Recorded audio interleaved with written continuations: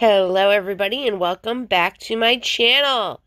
This podcast is the podcast we all have been waiting for.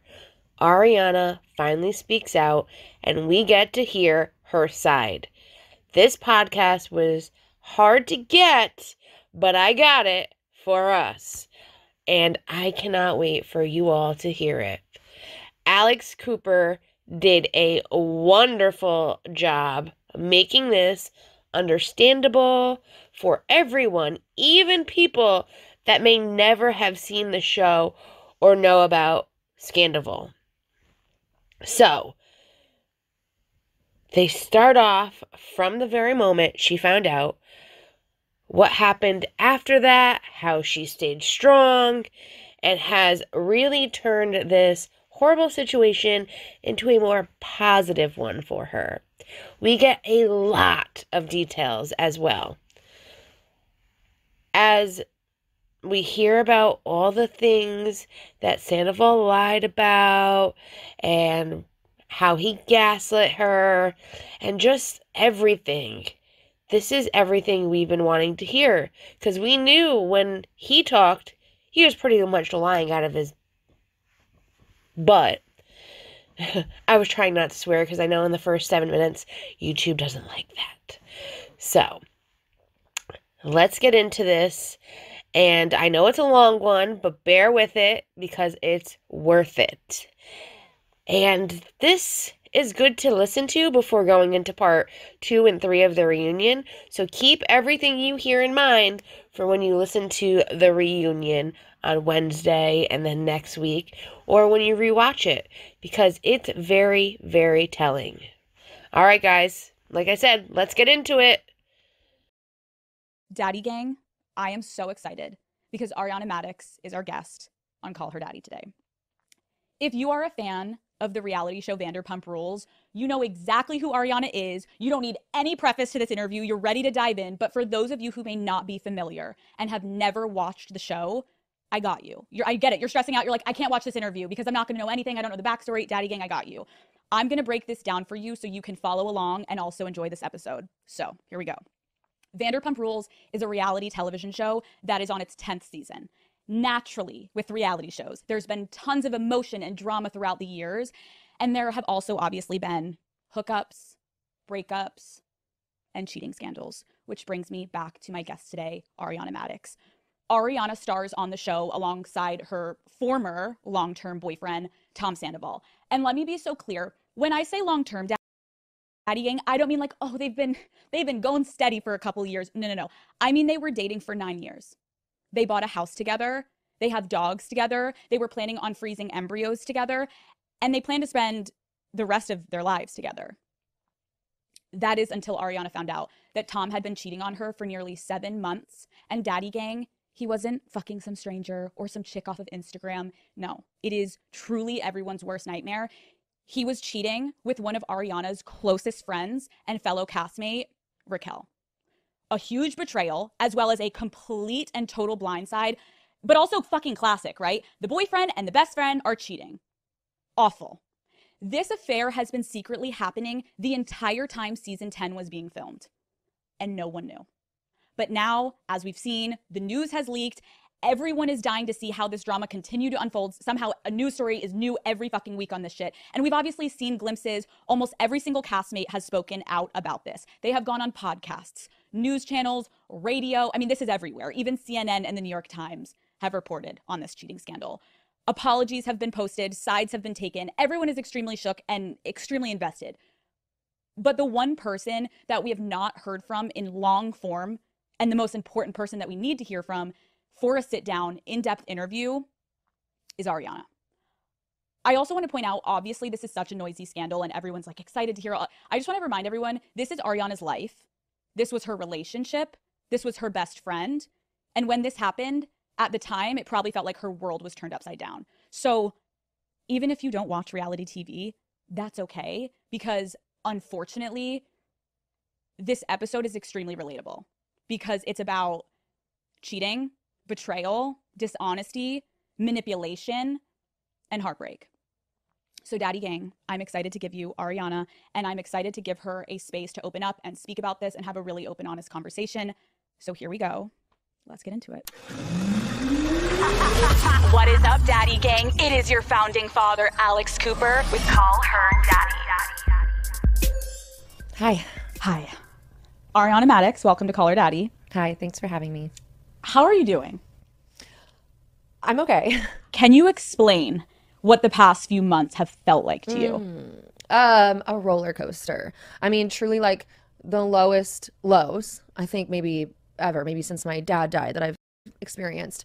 And then I wouldn't say the highest highs, but I would definitely say that there's been like some really amazing bright spots. And it sometimes feels like, I don't know, like a ping pong match in between those two extremes. Right. I have a tendency to like compartmentalize a little bit with emotions. It's the Virgo moon in me. But it's weird because also sometimes when I'm like, oh my gosh, I'm feeling good, like things are really positive, then people on the internet will be like, why is she must have not cared? They're like mad at me for like healing, but then they like, but that's the thing is it's like everyone's always going to have an opinion about like how you should live. Totally. So, something I want to talk about is like, I think so many people have had something to say for so long about this scandal. Like we haven't really heard from you about like start to finish in long form, your thoughts, everything that's gone down. So today I'm hoping we can like put it all into one. You're like, okay, let's take a little rosé. Cheers. Here we fucking go. necessary.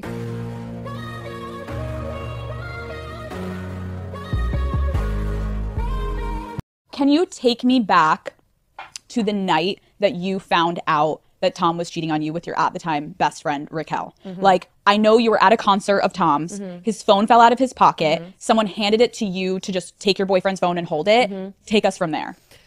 So they had like one more song after that, and so I was holding like my phone and his phone just kind of as a stack. It had no, like, there's nothing weird about that. I mean, we were together for 9 years, like me holding onto his phone, his laptop, his, whatever. It's not weird.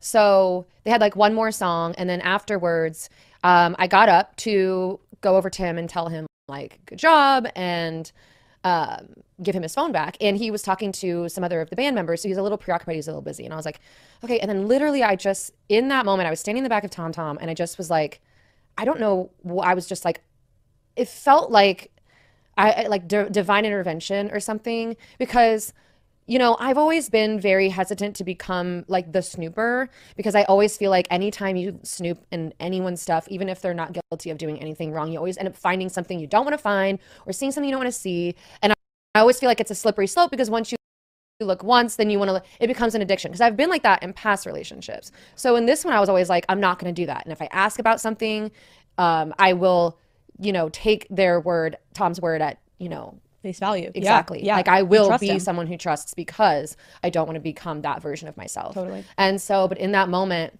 I just had this thought, like this, like, go do it. This is like a time to do it. And so I went into the bathroom at Tom Tom. I went into one of the stalls. He had not changed the passcode on his phone. So I knew, and that's the other thing, is like, we knew each other's passcodes. We knew each other's. So it felt like if you were going to be the type of person who is going to have an affair or be cheating or hiding things, you wouldn't also be so readily giving of your stuff like that. And so I looked in his messages. There was nothing weird in his messages. And I was like, okay, maybe you're being dumb, And then I opened up his camera roll, and then that's when I saw what I saw. And I like busted out of the stall, and there were like some girls in there that were just trying to go to the bathroom. And I was like, oh my God, I'm so sorry. And then because I didn't go to the bathroom, and I thought they're going to think I'm leaving the bathroom and not washing my hands, I was like, I promise I didn't pee or anything. And then I just ran out of the bathroom and went straight up to him. And he was like, oh, hey, do you want to go smoke a cigarette or something? And I was like, yeah, I do actually. And it's funny because there's a photo of him that I've seen like used in articles and stuff. And it's from literally the moment I was walking up, and his arms like this. And I see that photo, and I'm like, that was literally like the moment before. And then we went straight out to the back behind Tom Tom. That's when I confronted him. What the fuck is this? Okay, wait, pause for 2 seconds. Yeah. I feel like no one is saying specifically what the video is. Are you guys not legally allowed to be talking about what the video is? I don't know. Axie can, I don't know. Can I say what I'm speculating? Yeah, I Sure. can say. I think the speculation is in the camera roll, there was a screen recording that he screen recorded while they were on FaceTime of them having FaceTime sex. That's what I'm thinking, and I think I know is what it was. But you don't have to confirm. But just to give people context that may have no idea about this drama yet, I don't know how you would. You live under a rock. But so you view something like that. Yeah. Can you just take me back in the stall? Bring me to the moment where you come across realizing he's cheated on you with Raquel. What were you thinking in the stall? I was like shaking, like full body, like just like, I don't know if it's anger, shock. Like I think shock is a big part of it because I mean, I've been cheated on in my life before and I've, caught somebody before like that and like way in my past. And I guess it's like that feeling I hadn't felt in like, we're talking like 15 years and like, it's hard to describe, but it's literally like a combination of shock and anger and somehow disbelief that this is like truly what you're seeing. And yeah, and then like there's just I don't know, it's really like a huge mix of emotions. It is, and sure. like, did you think this was a one-off, or did you immediately think this has been a relationship? I mean, there's no way that it could be a one-off given the closeness of like all of our relationship to her. You know what I mean? So there's no way, and also to feel so comfortable doing that on a FaceTime, there's just no way of it being like a one time, oh, we just decided one day to FaceTime sex. Like, right. Like, drunkenly, I'm like, who should I call? Well, I'm going to call Raquel and just like, no. Okay. Right. Yeah. So you start confronting him. What does he say? He wanted us to get into a car. He wanted us to get into an Uber and leave immediately. He was starting to call a car and then he took my phone and then I was trying to get my phone back and he ended up walking down San Vicente with my phone and I was in like boots with a heel. So I was like freaking Usain Bolt being like, I need my phone back. Like, why did he take your phone? Because I was like, oh, I'm going to tweet about this. I mean, obviously I'm not, but you know what I mean? Like you say things like that in those moments, you're not like, of course, I'm not calm about it. I was freaking the fuck out. And he was very concerned about people hearing us because obviously we know a lot of people in West Hollywood. We know a lot of people at all the different bars and we were in the back of all these bars and he was very concerned about people finding out. And I was like, I don't care. Why would I care? Who am I protecting by doing that? So do you both get in a car together? Mm-hmm. And where do you go? Home? Home. What happens in the car? And when you get home? So in the car, I called Rachel during all of this, after I got my phone back on San Vicente. I called her and that's when I was like, if you ever gave a shit about any woman ever, about me as your friend, about literally anything, you need to tell me like when this started, whatever, like tell me. I was hysterical. And that's when she said the part about like after the girls trip. And I was like, you mean when my dog died? Like when Charlotte passed away is what the girls trip was. Like the fact that is not even on your radar at all in describing this. And that's when Sheena came up and that's when Sheena took her phone and then said, I'm going to call you from my phone. I'm throwing her phone in the gutter. Sheena called me from her phone. I get in the car. Sheena's on the phone with me, and then he gets in the car, and now he's on the phone with her. So all four of us are on the phone together, and it's literally like, why are you caring? Like, why are you on the phone with her? Like, who gives a shit about her right now? And then that's when he was just very dismissive, very defiant, dismissive of Sheena's friendship to me and to him in that moment. Like, it was very much like and the poor Uber driver. We should get him in here. I know. I remember at one point we stopped and got a pack of cigarettes because I was like, I want to drink and chain smoke. You know what I mean? Of like, course. you get that. I'm like, one of those nights, like, please. And he went into the gas station, and I was just in the car with the Uber driver at that point, and I was just like, "Are you hearing this?" And the Uber driver was like, "Yeah, man, this is." Uber driver was like, "Whoa, but like, give me 5-star, girl." And I was like, so yeah, like it was just. Now that would be a great interview, just to hear from the Uber driver. And to know what he heard, how he felt for Ariana, and just hear another perspective from these first moments of all of this happening. I would love to hear what this Uber driver had to say about all of this. So if you're out there, I'll be happy to do an interview with you, but I know so many others will as well. But you can pick me. Let's keep going. So you get home, and this is the part I think I've seen the world be so fascinated because you guys live together. Mm-hmm. You own a home together. Mm-hmm. So you both go home that night. Mm-hmm. And is it just like a screaming war till like you fall asleep? Essentially, yeah.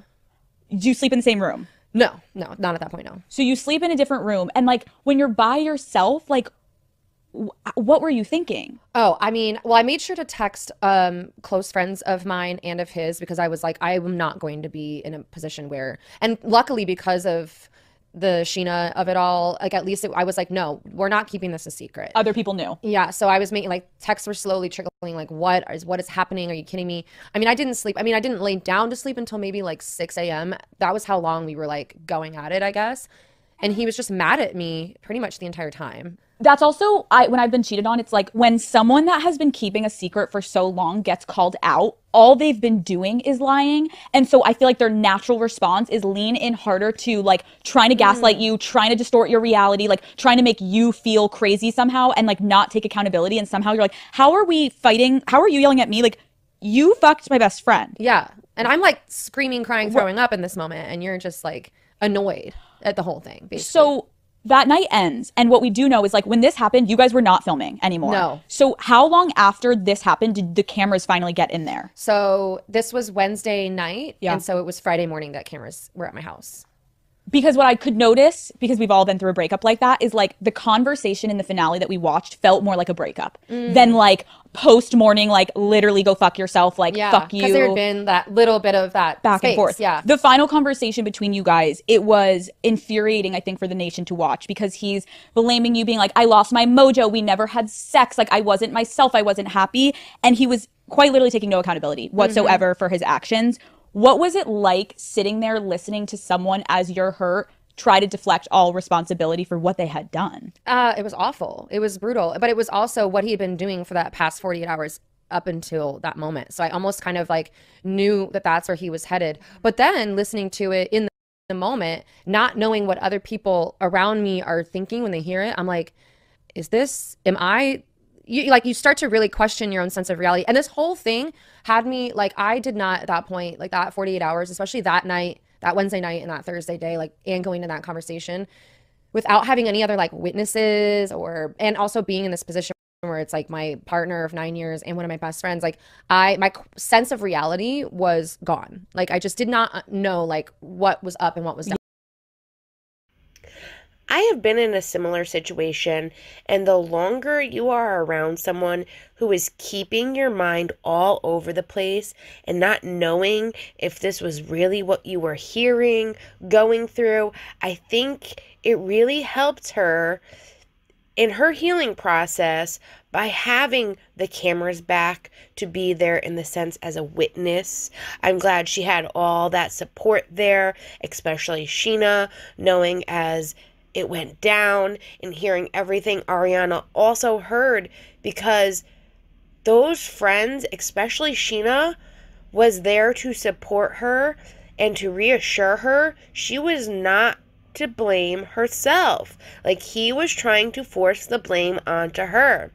I really know that helped her out a lot. And honestly, that could have been a huge mental fuck having to deal with someone like Tom, and just how he tried to manipulate and gaslight and put that anger and blame onto her. She has some truly amazing friends, and I am truly happy for her that they were all there to lift her up at her lowest moments. If you are in a situation like this, you really need to surround yourself with people that love you and know you are not to blame, because they will manipulate, they will gaslight, and they will put all the blame on you, though they're the ones that did what they did. Yeah. You were very vocal this season about defending Tom and Raquel when people would come to you and you like had their backs. If someone would have come forward, and I know this is a hypothetical, but if someone would have come forward and told you about the affair, do you think you would have believed them, or do you think you had to like see it yourself to believe it? I think I would have believed it if it was told to me off camera. Or if it was told to me, you know what I'm saying? Because I think to some degree, a lot of what I felt was rumors and rumblings was, which has happened before, people being like, okay, I heard a little something about something, but I'm gonna bring it up because that's our job is, you know, we bring up everything that we hear about. And a lot of times it's nothing. And I was like, well, if it's nothing, I'm not gonna have like my friend and my boyfriend be like dragged through the mud. I get what you're saying. It's almost like being on reality TV for so many years, you become almost more accustomed to, this is obviously for content, this is for the show, this is for the show, this is drama, this was like, you're not actually gonna believe that kind of shit. So if it was genuine, it would have come off camera. Right. Or it would have it would have been a friend who's like, I'm gonna end up bringing this up on camera, But I need to tell you first. But I need to tell you first because I think it's actually really real. And I think that that's something that like my close friends would have done. Okay. So I got it. Yeah. Okay. I do want to take a step back because as much as we're talking about like in the weeds of like this affair, you were in a relationship for 9 years with this man. And you guys were friends before you got into a relationship. What was it that first initially attracted you to Tom? I just thought he was so earnest in everything that he did.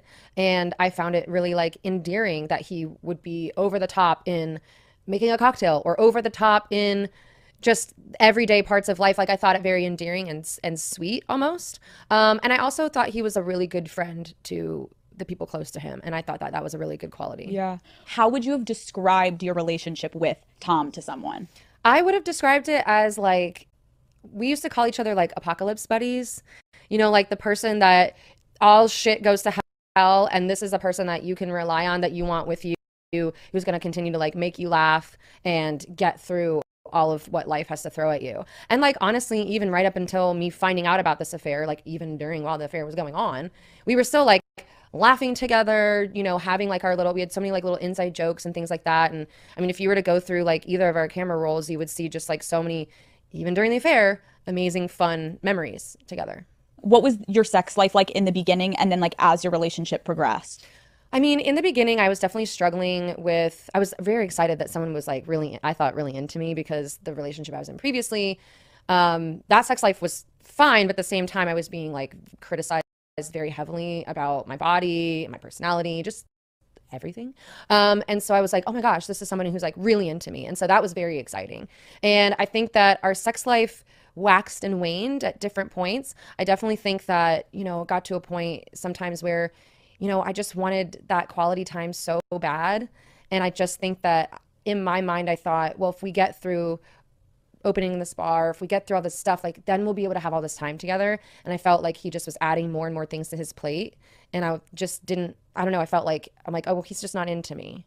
Yeah, it's like you lose the connection almost. And I think that's something, because there's so many things you just said. First is from your past relationship going with someone that was very vocal about things they didn't like about you or your body or your personality, like that takes a toll on your self-confidence. So then to meet this guy that's larger than life and funny and jokes and is so into you, it's like, I totally understand that allure, and like you feel like alive and like happy and good with yourself.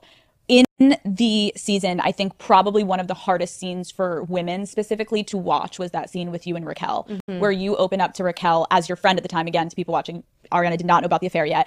And you voice that you feel insecure about your body and you say, you know, why would he want to have sex with me? And watching her speak to you knowing she was fucking your partner is so painful to watch. But when I watched that, I felt so bad for you because I'm like, did Tom not make you feel confident and make you feel good? It felt like, you know, he would complain about frequency of sex, and it felt like he wanted to have sex, but I was like, but do you want to have sex with me? Is it about me, or is it just about the act? And that's where I was like, okay, so but what is it about? He wasn't really great with like the words of, you know, like descriptors. I would like, be specific, like what do you like, you know, right. like what do you like about me? Yeah, like I need to know those, like I want to know those things. Or I would be like, okay, well, do you like, you know, people have said that they think I have a nice ass. I don't know if I agree with that, but do you agree with that? Do you? And he would like be very turned off by the idea of me like being like, do you like like that part of me, or like what are the, you know, and I think that it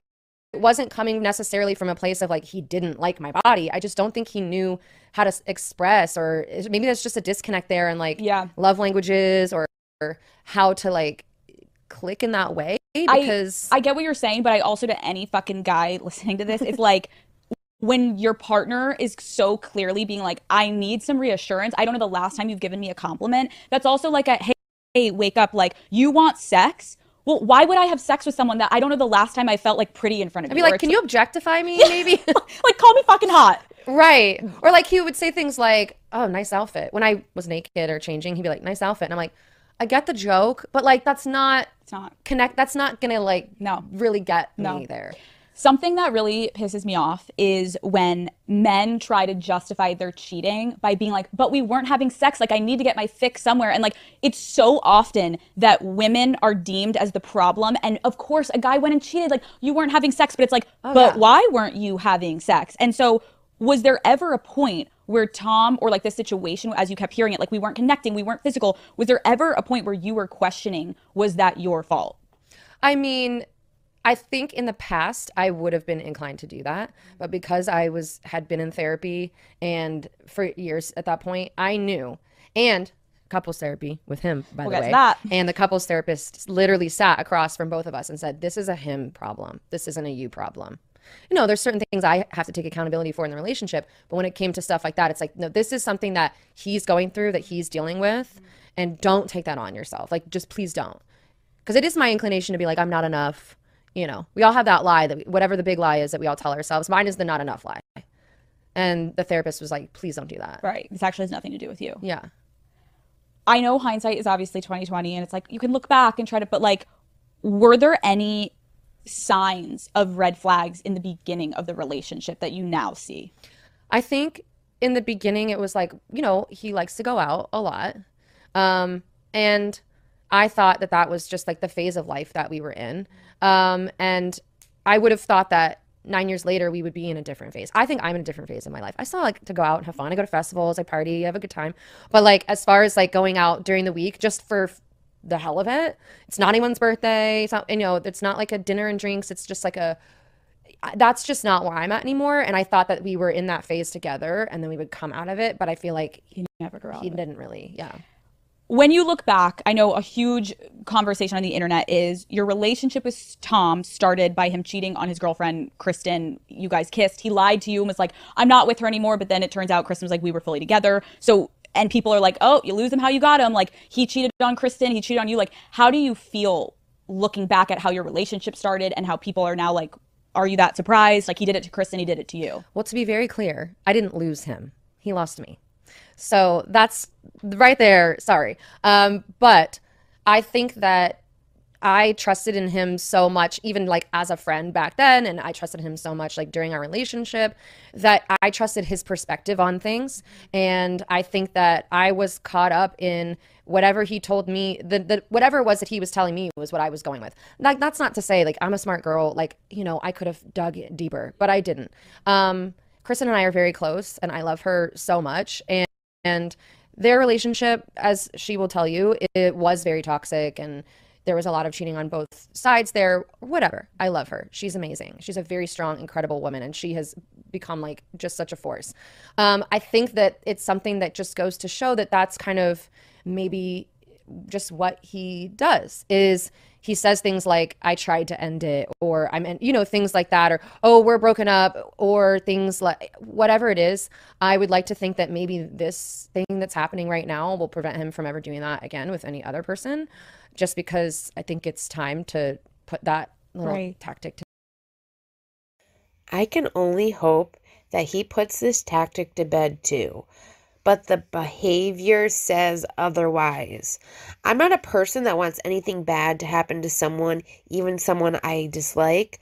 So I would love for him to learn from this and grow as an individual. Any reasonable person would want that for others. My thing with Tom is that he should have learned not to do this shit after Kristen and being with Ariana, who is absolutely incredible. She was so supportive, literally with anything he did, wanted to do, and so much more. He used the same excuses he used back then with Kristen, now with Ariana. And Raquel, hate to say it, she also fell for it. She, in my opinion, as James would say, has very little brain cells, and she fell for his ridiculous tactics. And even being so close to the situation, knowing more than some random chick, she still fell for it. If this isn't a life lesson for Tom, then I don't think there is any faith in him if he doesn't learn from this. What do you guys think? Let me know below in the comments, and let's continue with this. Bed. But yeah. When you look back, I'm just thinking, like, do you think he's a pathological liar? I mean, it's hard to. I mean, clearly in the last 7 months, he was a pathological liar. Yeah. It's now hard for me to look back at 9 years, and if I tell myself he's a pathological liar, then it means that the last 9 years of my life were potentially a lie. But he did say stuff on that finale episode to Sheena, like, we weren't happy and we bought the house as a Band-Aid. I'm like, a Band-Aid to who? Because that wasn't where I was at all. or things like there were a lot of things from his perspective that have been said in that episode and otherwise that it's like, oh, okay, well, that's maybe how you were thinking, but that's nowhere near where I was. Right. And also, we're in a relationship, so you should have shared that to me, because I would have loved to know that, because I probably wouldn't have bought a house with you if you were like, just to be clear, babe, this is a Band-Aid. You'd been like, the fuck? Like, right. I mean, like, okay, well, maybe we should fix our relationship then now and do that and not do, Couple therapy.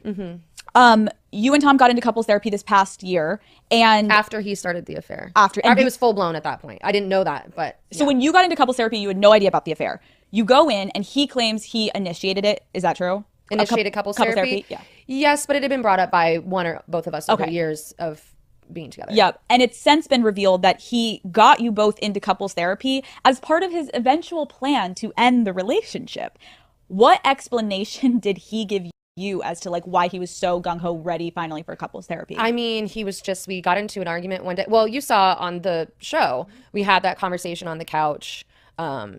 And it was that conversation and like one other one that we had where it was like, I think we should go to couples therapy. And I was like, absolutely, I would love that. We should do that. But it was those things and those conversations that led us to that, to going.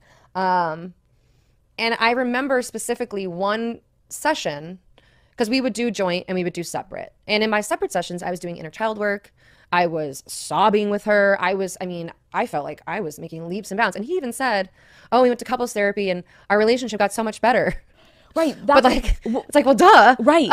Right. Like, it's almost like a little counterintuitive that if he actually had the intention of ending it with you, why the fuck are you going to couples therapy? I remember even saying after one of them, I was like, okay, so there was a session where it got really intense. It felt like maybe we were ending. And at the end of the session, she was like, okay, so is this, a breakup? Are you guys? And he was like, no. So that's where it's like, I don't. Wait, whoa, hold up.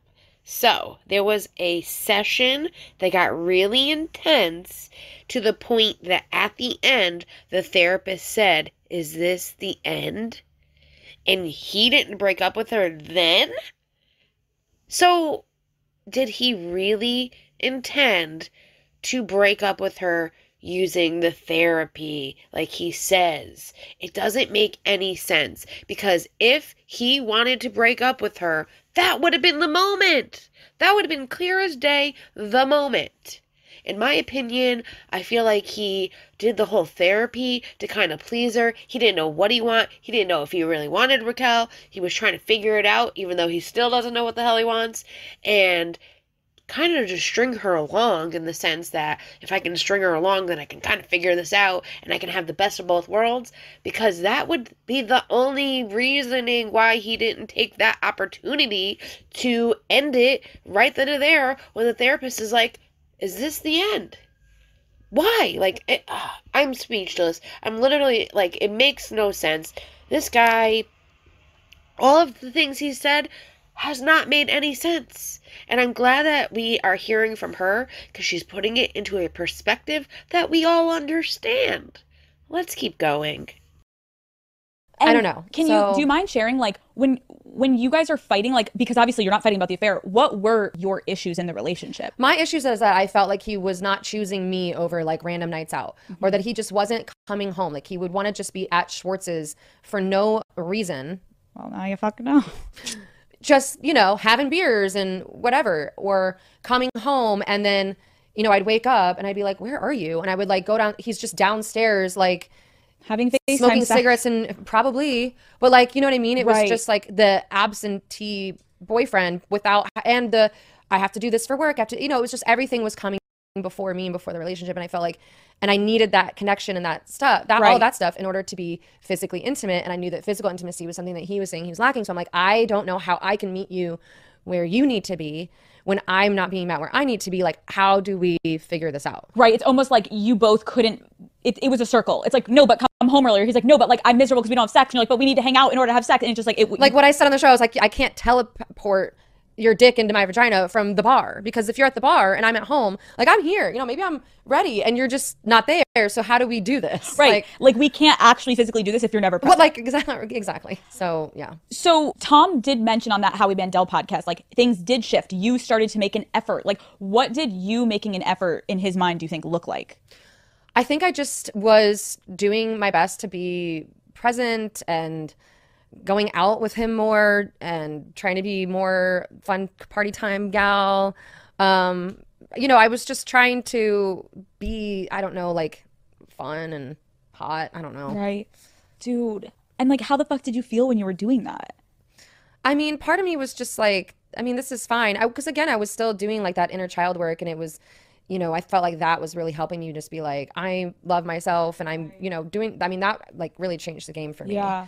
When you say doing inner child work, like, obviously share what you're comfortable with, but like, what was something that you were like really struggling with that was clearly like you felt bleeding into your relationship that you were like, I'm going to work on this shit because like I want to be whole and good with myself? I think like this sense of perfectionism, because I mean, I love my dad, but my dad also like didn't come home after work and stuff.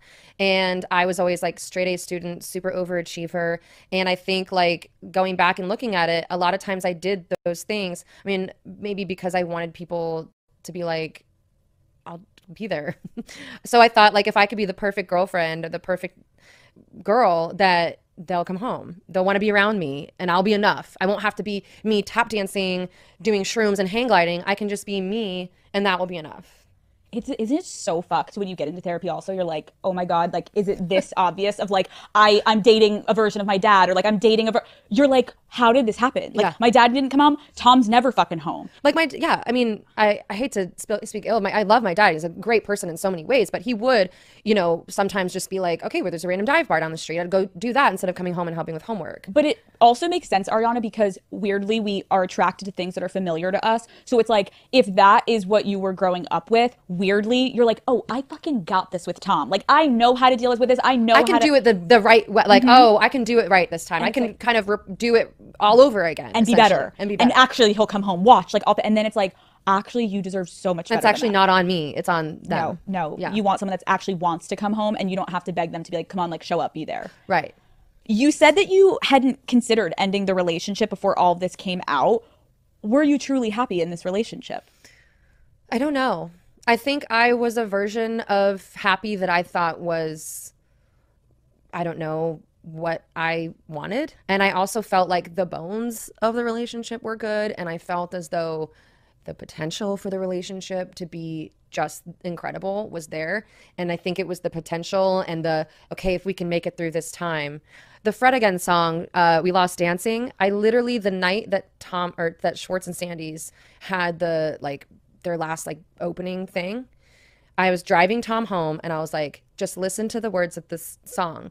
And in the song, when I think it's the Blessed Madonna says, if I can make it through this next 6 months, what comes next will be marvelous. And I literally was like, if you can get through this, if we can get through this opening of this bar and whatever, what comes next for us will be marvelous. And I just cannot believe that he'd already been having, at that point, he was already, I don't know. But dude, it must be such a mindfuck where you're like, which I also want, because I know I've done it too, where like, I remember when I was getting cheated on and I didn't know it at the time, and you're making such an effort and you're like, I feel so fucking stupid. Like, how dare, and it's like, no, you're not stupid. You were trusting the person you were in love with. Yeah. And so it's like, you also have to wrap your head around like, this wasn't your fault, but it's like also crazy now that you remember these details of you putting in so much fucking work and being like, we got this, Tom. My only question though is like, 9 years.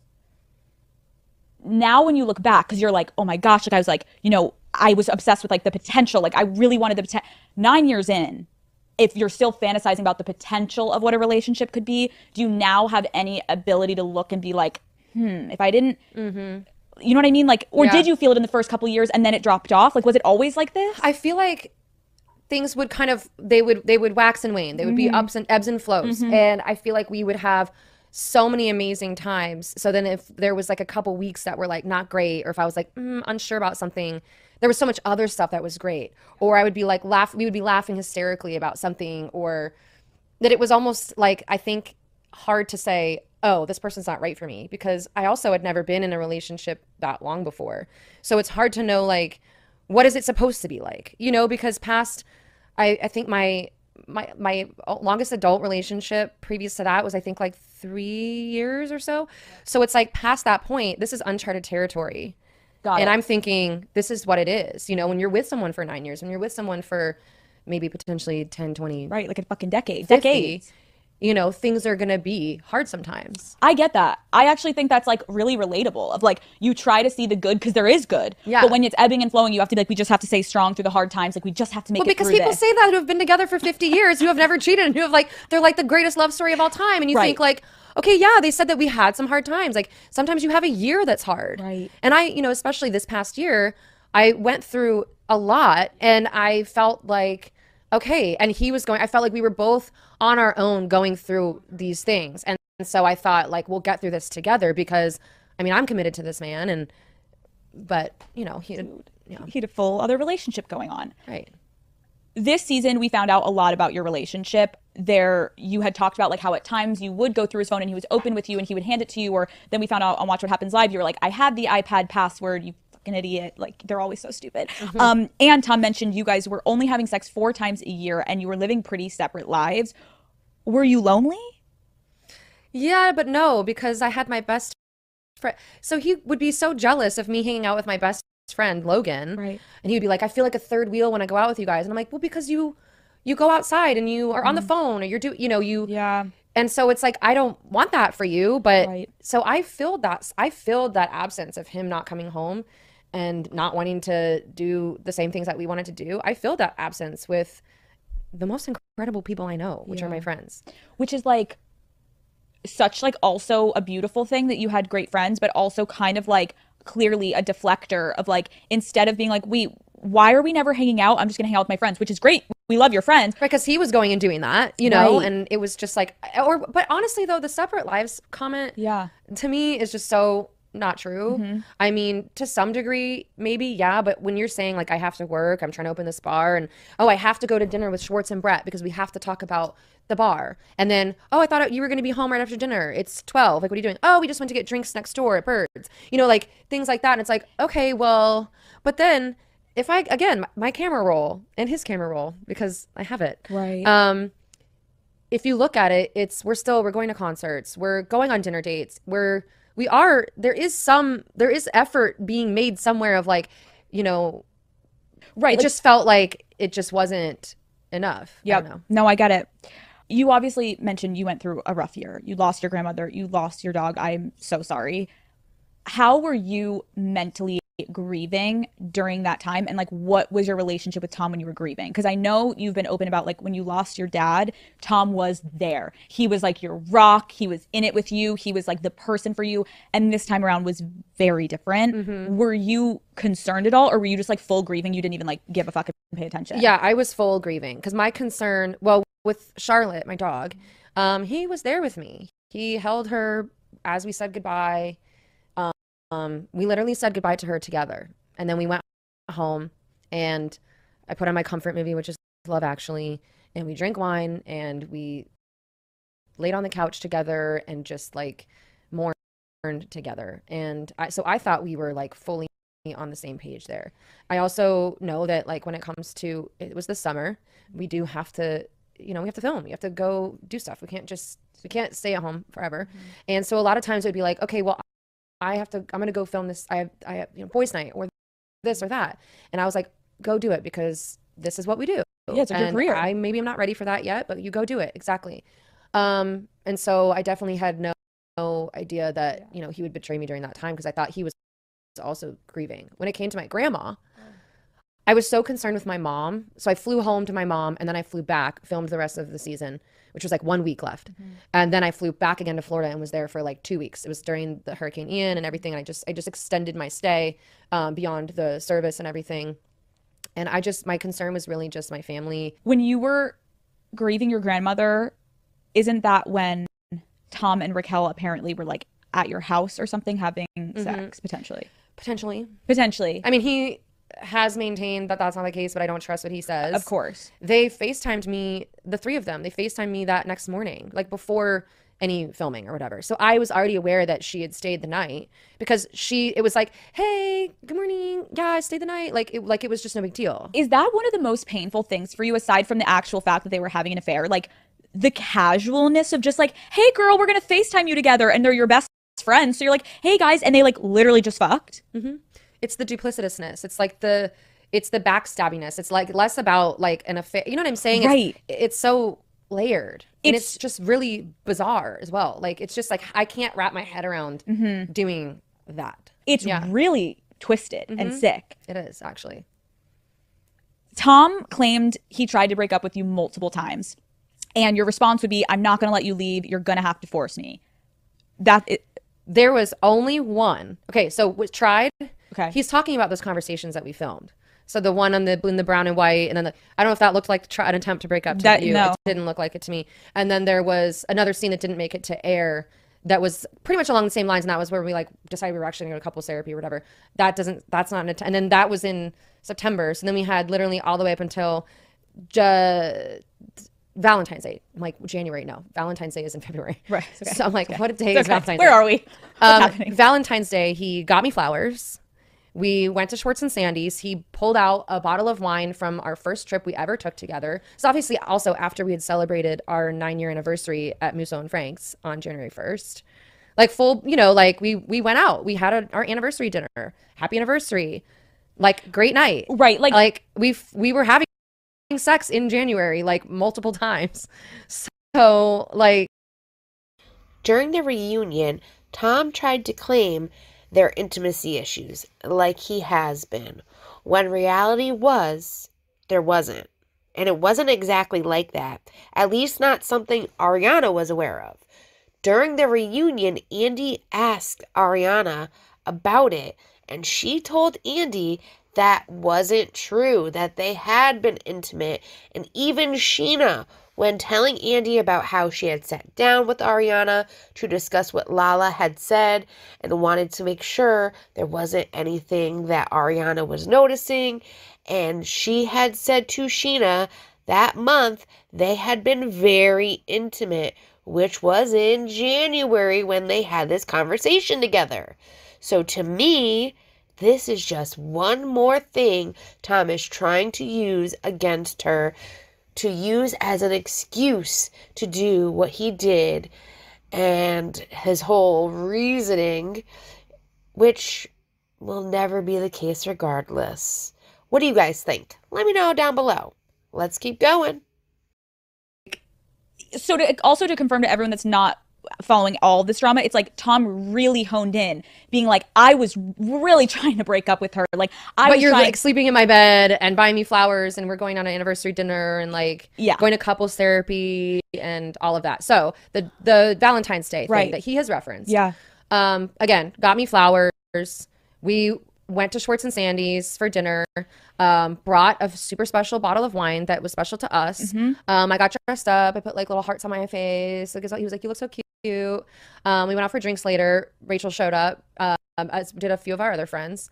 And then we went home and we started kissing, and he was like, I have to stop you. And then that's when we had this breakup conversation. Then at the end of that conversation, that was hours long. And the end of that conversation was, all right, well, let's continue this conversation. And he was saying things in that conversation like, I think I'm having a midlife crisis. Like, and I'm like, absolutely. And I said, if we break up, I'm probably going to quit the show. I will probably leave Los Angeles. I will probably deactivate my Instagram. And he found that to be like very offensive. He was saying like I don't know, like I was never saying that I was going to kill myself. I was saying that this life will be over for me because I will go do something else. I've been fantasizing about moving to like the French countryside since like I was a fucking child. And like, honestly, to be fair, like in the conversation, it was quite tearful. It was definitely not like a positive conversation. Right. But I'm not talking about physically harming myself. And given the fact that we had that conversation over many, many, many hours, he knows that that's not what I was saying. It's not just like one comment and then we stopped talking. So the fact that I feel like so many things that I've said, not just in confidence, it's just me and him. Like we could sit here and war of words all we want. It's my word against his word, right? Okay, right. That's fair. But at the same time, it's like knowing me and knowing the conversation and knowing the conversations we had in the days after that where you were still sleeping in my bed and we were still going to we went to a concert on February 19th and there's videos that he has of me like dancing in the living room and so it's like, okay, so why are you sleeping in the bed? Why are we continuing to hang out? Why do we have any sort of relationship if to you now you're going to go on a podcast and say Ariana knew we were broken up? It's just like, in my opinion, I was like, you know what? I feel great about us having this open. It was really a rough conversation. It ended with, let's keep talking about this. The next couple of days, we had more conversations. I said, you are going to have to, if you think this is over, you will have to be the one to end it, because I'm committed. I'm actually thinking that this is like the potential for us to like to be great, because we're talking about stuff now that we haven't talked about yet. Like we've never really gotten this far down this road before. So yes, if you want it to be, if this is over to you, like you are going to have to, like you have to do this. You're going to have to leave. Like that's not crazy. That's not all, we don't have to mutually agree upon the breakup. You know what I'm saying? Like, not only is it not crazy, Ariana, that was going to be my next question of like, I think the whole world watching it when Tom looked at Sheena and was like, I can't break up with her because she's threatened to kill herself. First of all, my problem with that, even if you had said that, which I appreciate you clarifying, but again, you didn't need to, because it's like, number one, that's a huge fucking allegation to make about someone's mental health, and to just casually say on a show when that's not the truth, or it was the truth, shut the fuck up. And I have dealt with suicidal ideation before, and I have been in very, very deep, dark places before. So to then be flippant about it, as if that's also something about me that makes me like deserve to be treated poorly, is pretty awful, I think. I couldn't agree more. I also am like, when you saw that clip, how did you feel? I mean, it made me angry, obviously. And then what Sheena said was like such a great thing. Like, even if that was exactly word for word what I had said, which no, but if it was, why did you do absolutely nothing to help at all? Like, why didn't you call my mom, my brother, my friends? Right. Instead, you fucked my best friend. Right. Tom knows you have shared that you have struggled with your mental health. I have, yes. He has clearly been next to you while you're going through things. And purported to be my supporter and my partner in that. Why, if you were going to break up, why do you think you would leave everything and move? Like, do you still, well, now you did break up. You're not going to do that, right? Are we going to the French countryside? Like, I mean, where are we going? Where are we going? Where are we going? I'm down. But like, when you said that to him, you really were like, I'm out. Because I didn't want to do all of this on my own or without him. And I didn't want to like, just kind of like be like, all right, I guess I'll move into an apartment in Studio City. And you know, I just was like, that's not what I want. And I was like, if this is going to change my life dramatically, not being in that relationship, then I want to change it dramatically. I get what you're saying. It's like, I also appreciate, and I think a lot of people can relate to this. Randomly, sometimes when you have the worst fights of your life with your partner, it does feel like you can see the light at the end of the tunnel, because you're like, we have never been this candid. We have not spoken in this way. So almost it allows for a dialogue where you're like, weirdly, we went backwards to kind of go forward. We're having progress. That is literally where I was at. I was literally where I was at, because I'm also thinking to myself, a 9-year relationship is not a relationship that ends with a drunken Valentine's Day. But by the way, we were wasted when we got home that night. So I'm like, you don't just have one wasted conversation and end a 9-year relationship. Right. So, right. But to him, he was clearly, and obviously in that conversation, there was nothing brought up about him having an affair with anyone. Right. So it's almost like the whole thing was nonsense. And I remember asking him, I was like, why did you get me flowers if you were like, I'm going to break up with her? And he was like, well, I wanted to get you flowers. I was like, oh my God. It really feels like he really wanted to have both. I think so. I think he was very committed to the double life. I agree. Because do you actually believe he was going to end it before the reunion?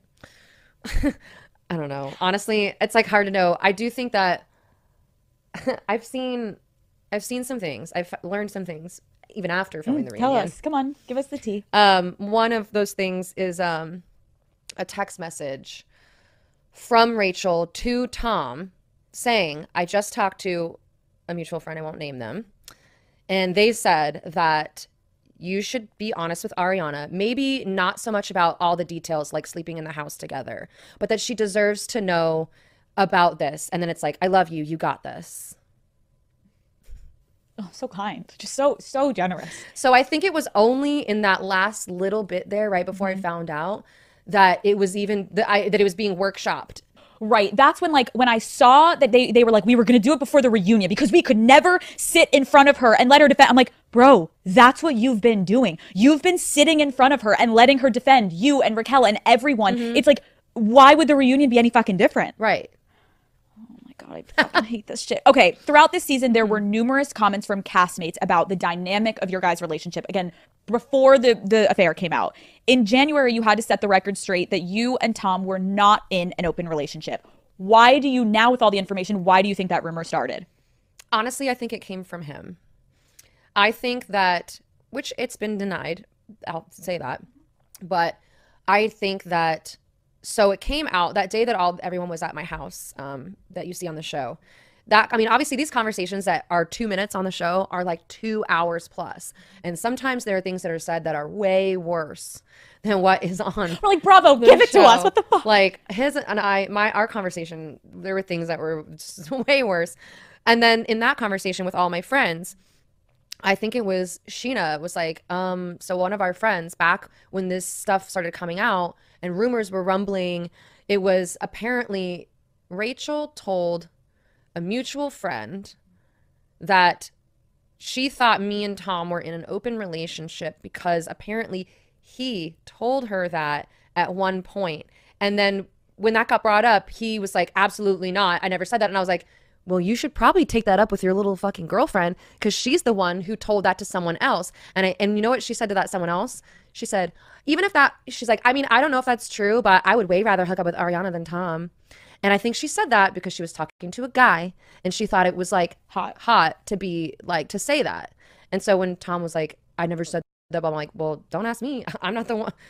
That's information that's being brought to me that she apparently said. It's weirdly, I do think in a strange way that is helpful to know because that narrative, now knowing what we know, it's like that didn't get put out into the world by like no happen chance. Like it's not like everyone's like Sheena and Brock are in an open, and it's like, you know what I mean? It's like now knowing there's like a kernel of something that was planted somewhere that turned into something else. Right. Yeah. Like someone fucking knew it was an open relationship, but it was one fucking side. There's one person, yeah, because the other person's like, right, absolutely not. You're like, I would have loved to have known. I would have been like, let me know so I can, like, you would have loved to know like many times earlier. So you're like, oh, let me get on the same page. You're fucking Raquel. Got it. I'm out. Right. Like he was operating, telling people that probably so that it wouldn't get back to you because it's like an people unsaid go, thing. oh, Bill, then they must have some sort of like trust, some rule, and so I'm not going to bring it up to her. I mean, that sounds fairly likely to me. Absolutely.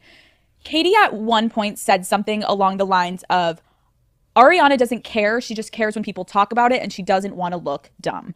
Comments like that insinuating you and Tom had a different relationship and understanding off camera than on camera. And those comments were pretty heavy throughout the season of like, they've got this thing on the side that no one talks about. I remember Lala went on a podcast and was like, they are the most different off camera. Like, how does that sit with you? I mean, to be honest, and I do love Katie and I do love Lala, but those were people who were not really in our inner circle, like whatsoever, for the last many years. Okay. And I don't think anyone within our inner circle would ever say anything like that.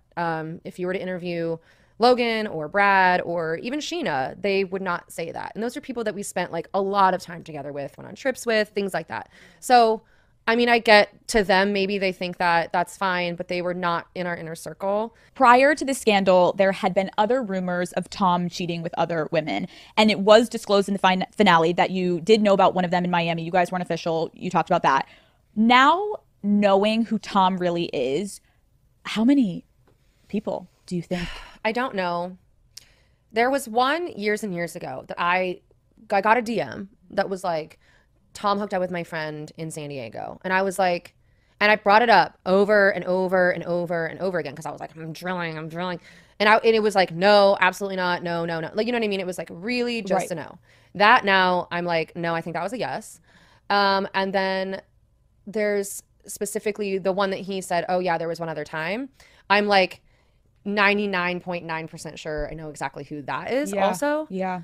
But that being said, how many? Like, I don't know because it's like, I don't know. Because I feel like he was so, I mean, there was stuff that he was getting away with that I learned out about like within the last month. Like what? Like bringing Rachel home to St. Louis. When did he do that? Apparently more than once. While you were dating? Yeah. So his family knew? It's hard to say like what exactly they knew or when they knew. I think at one point they knew, but they were like definitely not condoning. And he was like putting her up in like a hotel. Like how diabolical to bring your side chick to your home. Like, like, and were they not afraid of paparazzi? Like what? I guess, I mean, it's St. Louis. I don't know. Like, do they have those there? But you know what? That being said, there were some rumblings even before I knew whether or not that was true. There were rumblings of that on the internet. So definitely somebody had seen something at some point. What do you think about the Billie Lee situation? I do not think that anything happened there. You don't? I don't. And the reason I don't is because I mean, Billie Lee, okay, I understand that this sounds crazy because Raquel was someone I loved and trust. You know what I'm saying? Right. You're like, But I do really, I trust that Billie Lee would not do that. have you asked? We've talked about it. Okay. Yeah. Okay. Yeah, based on people saying things online, she's been, Right. Yeah. I want to talk a bit about Billie Lee really quick. I personally am not sure if I believe the Billie Lee stuff not being true. What we do know is that Billie has been seen hanging out with Tom after all this has come out. There were photos of them from April 14th out attending an event. They were seen out again that same weekend on Sunday night, which then on Monday morning, there were more photos of Billie leaving Ariana and Tom's home wearing the same clothes as the night before. This is when we saw a comment from Kristen on Instagram saying, as she cried at Ariana's house days after Ari found out, shaking my head. Which Billie did respond back to her saying, Kristen, yeah, I was crying because they both are family. It was sad and still is. Literally taking selfies with everyone, including Ariana. Like, who does that? It felt like a funeral and you were taking selfies.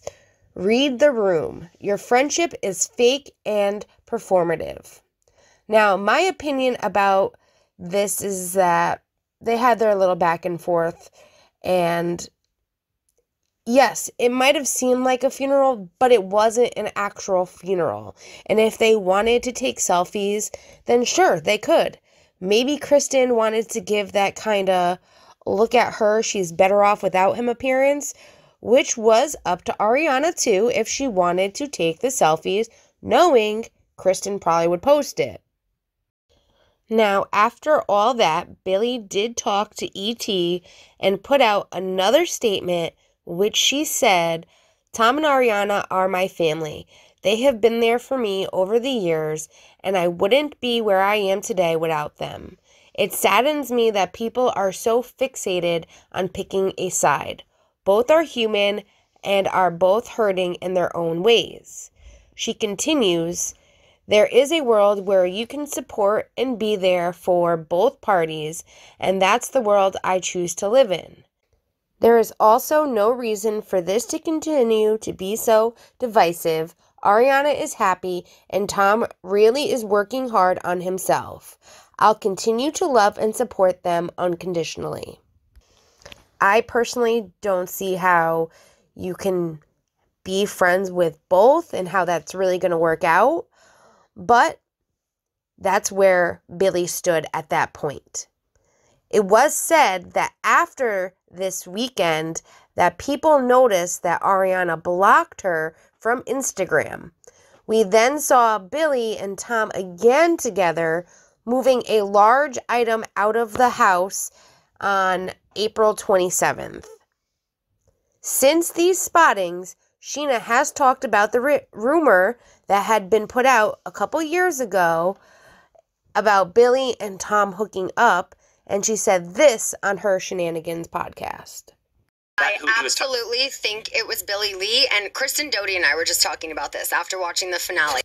There was this rumor, Jesse Montana said that Billie Lee and Sandoval hooked up. And of course, Ariana and I are the first people to shut it down. These are our friends. They would never do that. Blah, blah, blah. Fast forward, when I study Sandoval's behavior now, watching the show as a past friend, a fan, a viewer, and every way, when I watch him now, I see the lies as they're coming out of his mouth. I think there were at least 2 times he cheated on her outside of Miami Girl. Lala also said during the finale episode of season 10, I think that Tom has been hooking up with a lot of people. A few years ago, I heard the rumors that Tom and Billie Lee go off and do whatever they go and do. We need to open that case back up. It went cold, and I don't think it needs to be cold no more. There has been a few other spottings of Billie Lee at the shared home, walking Ariana's dog 2 different times. Once on Thursday, May 17th, and then on Saturday, May 20th. The second time, there were claims that she was wearing similar clothes from the night before, where she was also spotted leaving through the back door from the shared home. I mean, at this point, if she was walking Maya, maybe she was there Friday night as well to do the same thing and maybe feed the dog as well. Also, the reason Ariana is also mentioning that Maya is her dog here on the podcast is because all the articles that were coming out about Billy walking the dog referred to the dog as Tom's, though Ariana tells us it's her dog. She's keeping her, and her name is on the adoption papers. A post on Cece Loves You at the time made a post regarding the article and was the one who crossed out Tom's dog and put Ariana's. And that is where Ariana posted a comment about Maya being her dog. She also said Billy was helping her out when she was out of state for work, and it was a nice thing to do, which I believe it was also commented by another gossip IG account that they were both out of town. Clearly, this podcast comes out after all the hangouts and dog walkings, so for Ariana to stick up for Billy, clearly that is her relationship with her, and for all we know, Billy might be one of the go-betweens for them. I do know that Ariana has said she can't be friends with anyone that is friends with him. She even said that to Schwartz, but maybe Billy is an exception. I do hope for Ariana's sake that Billy Lee and Scandoval never did anything, but it's also kind of hard for me to personally think that it's not true. Cece Loves You also did another post when all the hanging out was happening and being reported between Tom and Billy, and she said in a video that Billy hanging out with him seems a bit thirsty of Billy being there, for the breakup 1 minute with Ariana crying and then the next being with Tom out on the town for days. It does appear that way, and Tom is also in these photos loving the paparazzi taking photos of him. I saw a comment saying Tom needs someone to film next season with, since rumors are that Raquel might not be back. And, right now, all of this is just hearsay, speculation, and we actually can't pinpoint in. Maybe she is thirsty. Maybe she does want to try and get back on Vanderpump Rules. Who knows? But anyways, enough with this. Let's get back into this podcast and get back on track. Anyone reached out to you since to be like, I also hooked up with him? They have not. Okay. I haven't had anyone do that. Okay, that's good for your mental health. Or are they scared? Are they scared? You'll be like, on Call Her Daddy, like, yep, Brittany from fucking Australia said that. Like, no, dude. Honestly, I would not. If any women did do that, yeah, you're not. I would not put them on blast, because honestly, at the end of the day, as much as I think that they suck for doing that because they knew we were together, it's the responsibility, in my opinion, of the person in the relationship. I also think, weirdly, now knowing the drama of like the open relationship rumor he may have been putting out, what I've always said, like, men, when they want to put their penis in something, they will say, like, a married man will be like, no, we're in the middle of a divorce. Later, he goes home to his wife. Like, they will say, she passed. Like, yeah, she passed away. Like, I've seen that. Literally, like, she's not here. Like, we don't even know how it's already so diabolical how crazy it's gotten that it wouldn't be surprising if every room he walked into in order to get a girl, like, it was like, we're on a break, or we're like, it just, it's, I fucking hate men. Okay. Does being completely honest with yourself, do you think you ever subconsciously turned a blind eye? Yes. Yeah. But I think I was given a lot of assistance in doing that, because I would bring things up and I would be shot down. Again, with the, oh, let me see your phone. I think that I was given a lot of assistance in that. You know what I mean? Like, and he even said on the show, like, well, she didn't follow me. It's like, how much effort should I be putting forth in a relationship? Should I be stalking my partner in order to know for sure, like, what they're doing? Like, I get what you're saying. And I think also to women listening, like we talked about you going through his phone and there are no texts. So it's like, at what point you have to just trust your partner, because then you start to actually feel crazy of like, am I being just like so untrusting? Like, and you're like, am I just like a fucking bitch?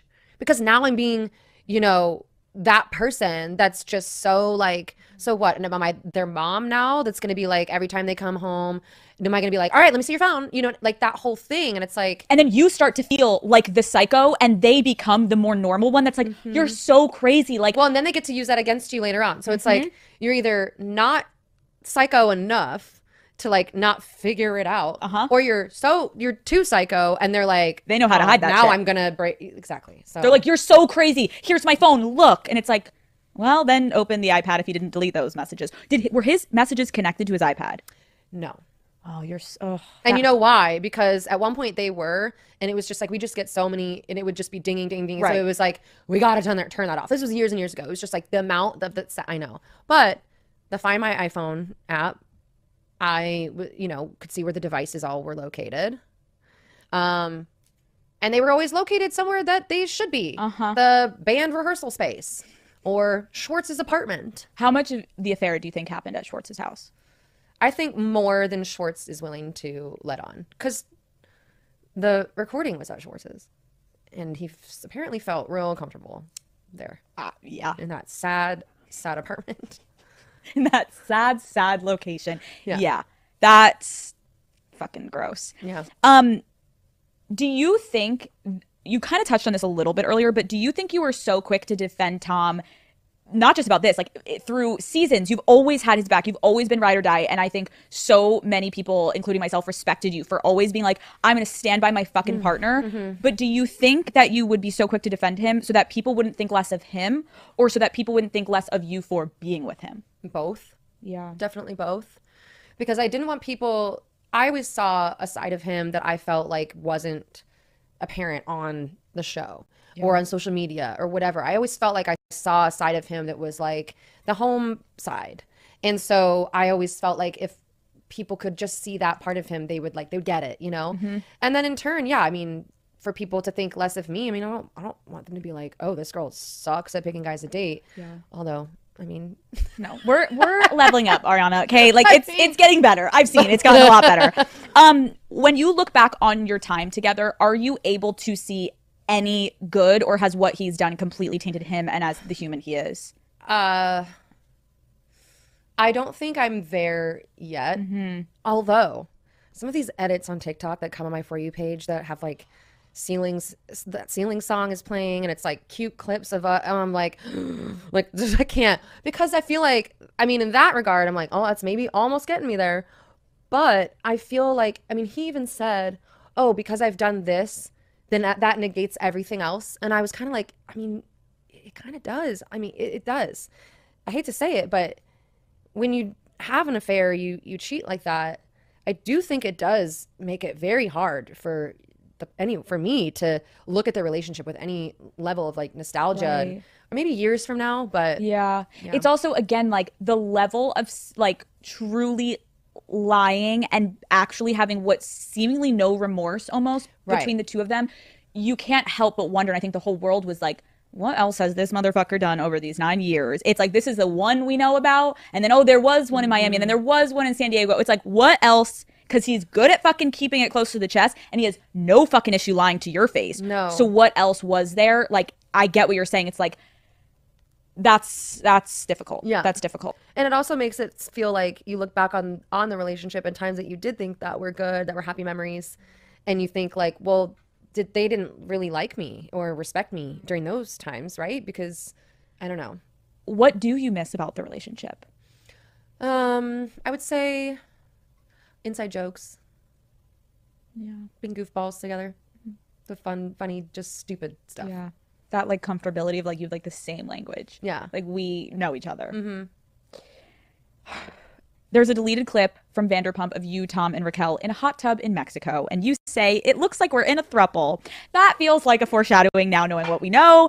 What specific moments did you have to look back on, or you look back on now, that you're like, whoa, something so fucking shady was going on in that exact moment, and I I didn't know. That one in particular. That's the big. Right. That's He's like the big fingering her in the hot tub. And you like don't. And I'm like, this is hilarious, you guys. Like, I'm so drunk. And I'm like, this is so funny. And by the way, his whole thing about like skinny dipping and hang gliding, I went hang gliding, and I clearly went skinny dipping. Like, I don't know what the hell you're fucking talking about. Anyways, there's that. There were times where we would have like a bunch of people over at our house, and we have a guest bedroom, and that guest bedroom gets used a lot by a lot of our different friends, and her being one of them. And we would have friends who'd be like, bring over the dogs. So like my brother would come and bring his dogs, and our friend Jessie Montana would come and bring Indio, which is like my dog's best friend. And Rachel would bring Graham over, who is honestly a terror. He bit me before. Like Just mother putting it like out there. son. He's not a well-trained dog. He's kind of a little jerk.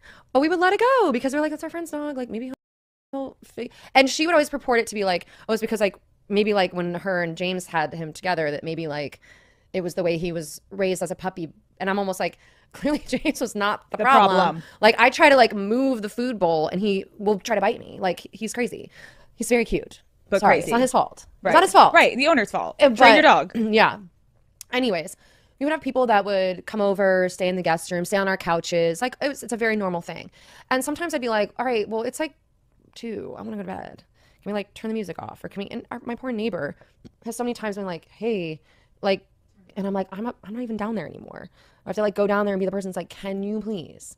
And it just was like so annoying. And there were times where I would like go up to bed or whatever because it's late and I have a life and a career and responsibilities. And, 28-year-old failed pageant queens don't. And so they'd be able to stay up super late and hang and have no reason to get up the next morning. And that's fine if you weren't fucking my boyfriend also at the same time. And there were times like that where if I could go back and be like, what's going on? Right. Things like that. Do you think they ever had sex while you were upstairs? Yes, I do. I think they had sex in my guest room while I was sleeping in my own bed, that he and I went to bed in together and then he left the bed and went to the guest room and fucked her. Yes, I believe that. In this situation, sometimes it's better to not know all the details and all the events of the affair. I don't think she will ever know all the details and every moment they did this and that. Sitting there and thinking about it and questioning things will eat anybody alive.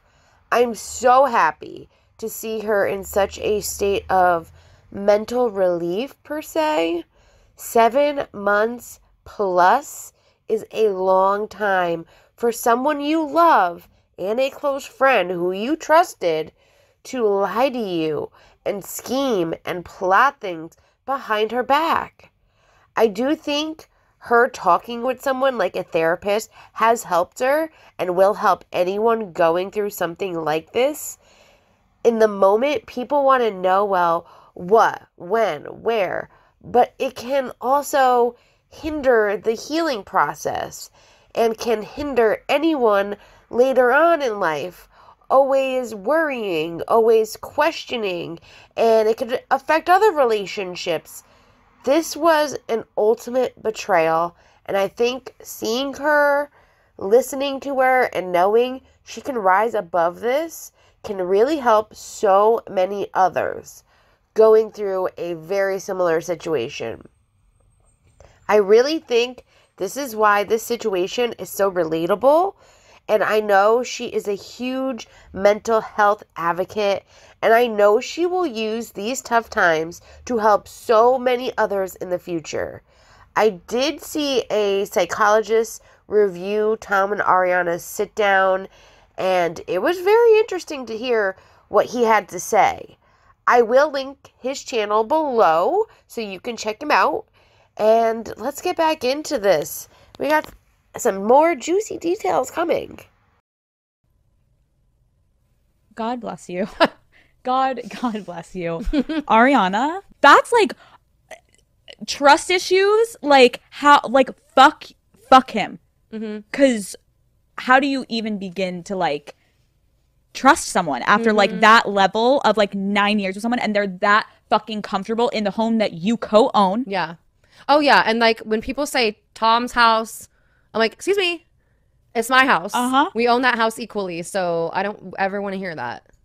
In one episode, you said Raquel is kind, sweet, and loyal and has just been a delight since the day I met her. How would you describe her now? Oh my God, lost. I mean, I don't know her. Yeah. I realize now I never knew her, but I certainly don't know her now, and I don't know anyone who does know her, and so it's hard to say. But based on what I've seen, lost and empty, and just potential. I don't know. Yeah, I think a lot of It's hard to say because it's like I don't really know what's Yeah. going on. Some of the behavior has at times seemed sociopathic, Yeah. but at the same time, I'm not really sure like what is the real deal. Yeah, it just sucks that you were kind of in the middle of something, that someone that has clearly no remorse was involved in the destruction of also your relationship. Sure, and I at the time was like, I kept telling her like it's okay to make mistakes. It's okay to like. Fuck. You were so nice to her, Ariana. Do Raquel and Tom make sense together to you? No.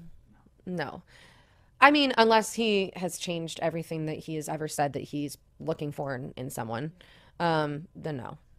How did you feel watching them on screen together in Raquel's apartment? Like, that was the first time we all kind of see them able to romantically interact, where they're like, oh my gosh, this is so weird, we can't kiss on camera together. Like, how did it feel watching your partner of 9 years just literally the day before, I think it was, look at you being like, I'm going to her place. Yeah, I'm going. Like, also just so shameless. Oh, and by the way, after he filmed that scene with her, he came back to my house. Right. And it was essentially, I mean, you saw how many flowers were there. So there were probably like 15 people there. I still had not slept, still not eaten. My friend Right. Janet got all kinds of, she was making French onion soup to like try, because that's my favorite. And That's my especially I favorite love too. hers. Yeah. Oh, so good. So she's making French onion soup. Our friends had all brought over like wine, and we were just watching Drag Race, and it was essentially a funeral, right? Because right. these were all also people who were friends with him and were friends with her, and they were like, we've lost these friends because we cannot, like, in good conscience. There's nothing. We've lost them as well because we don't want to. There's no way I can imagine if he's willing to do that to me. Is he willing to do to you? Like, exactly. Diabolical. So I can understand. And so he walked in the house after filming that scene,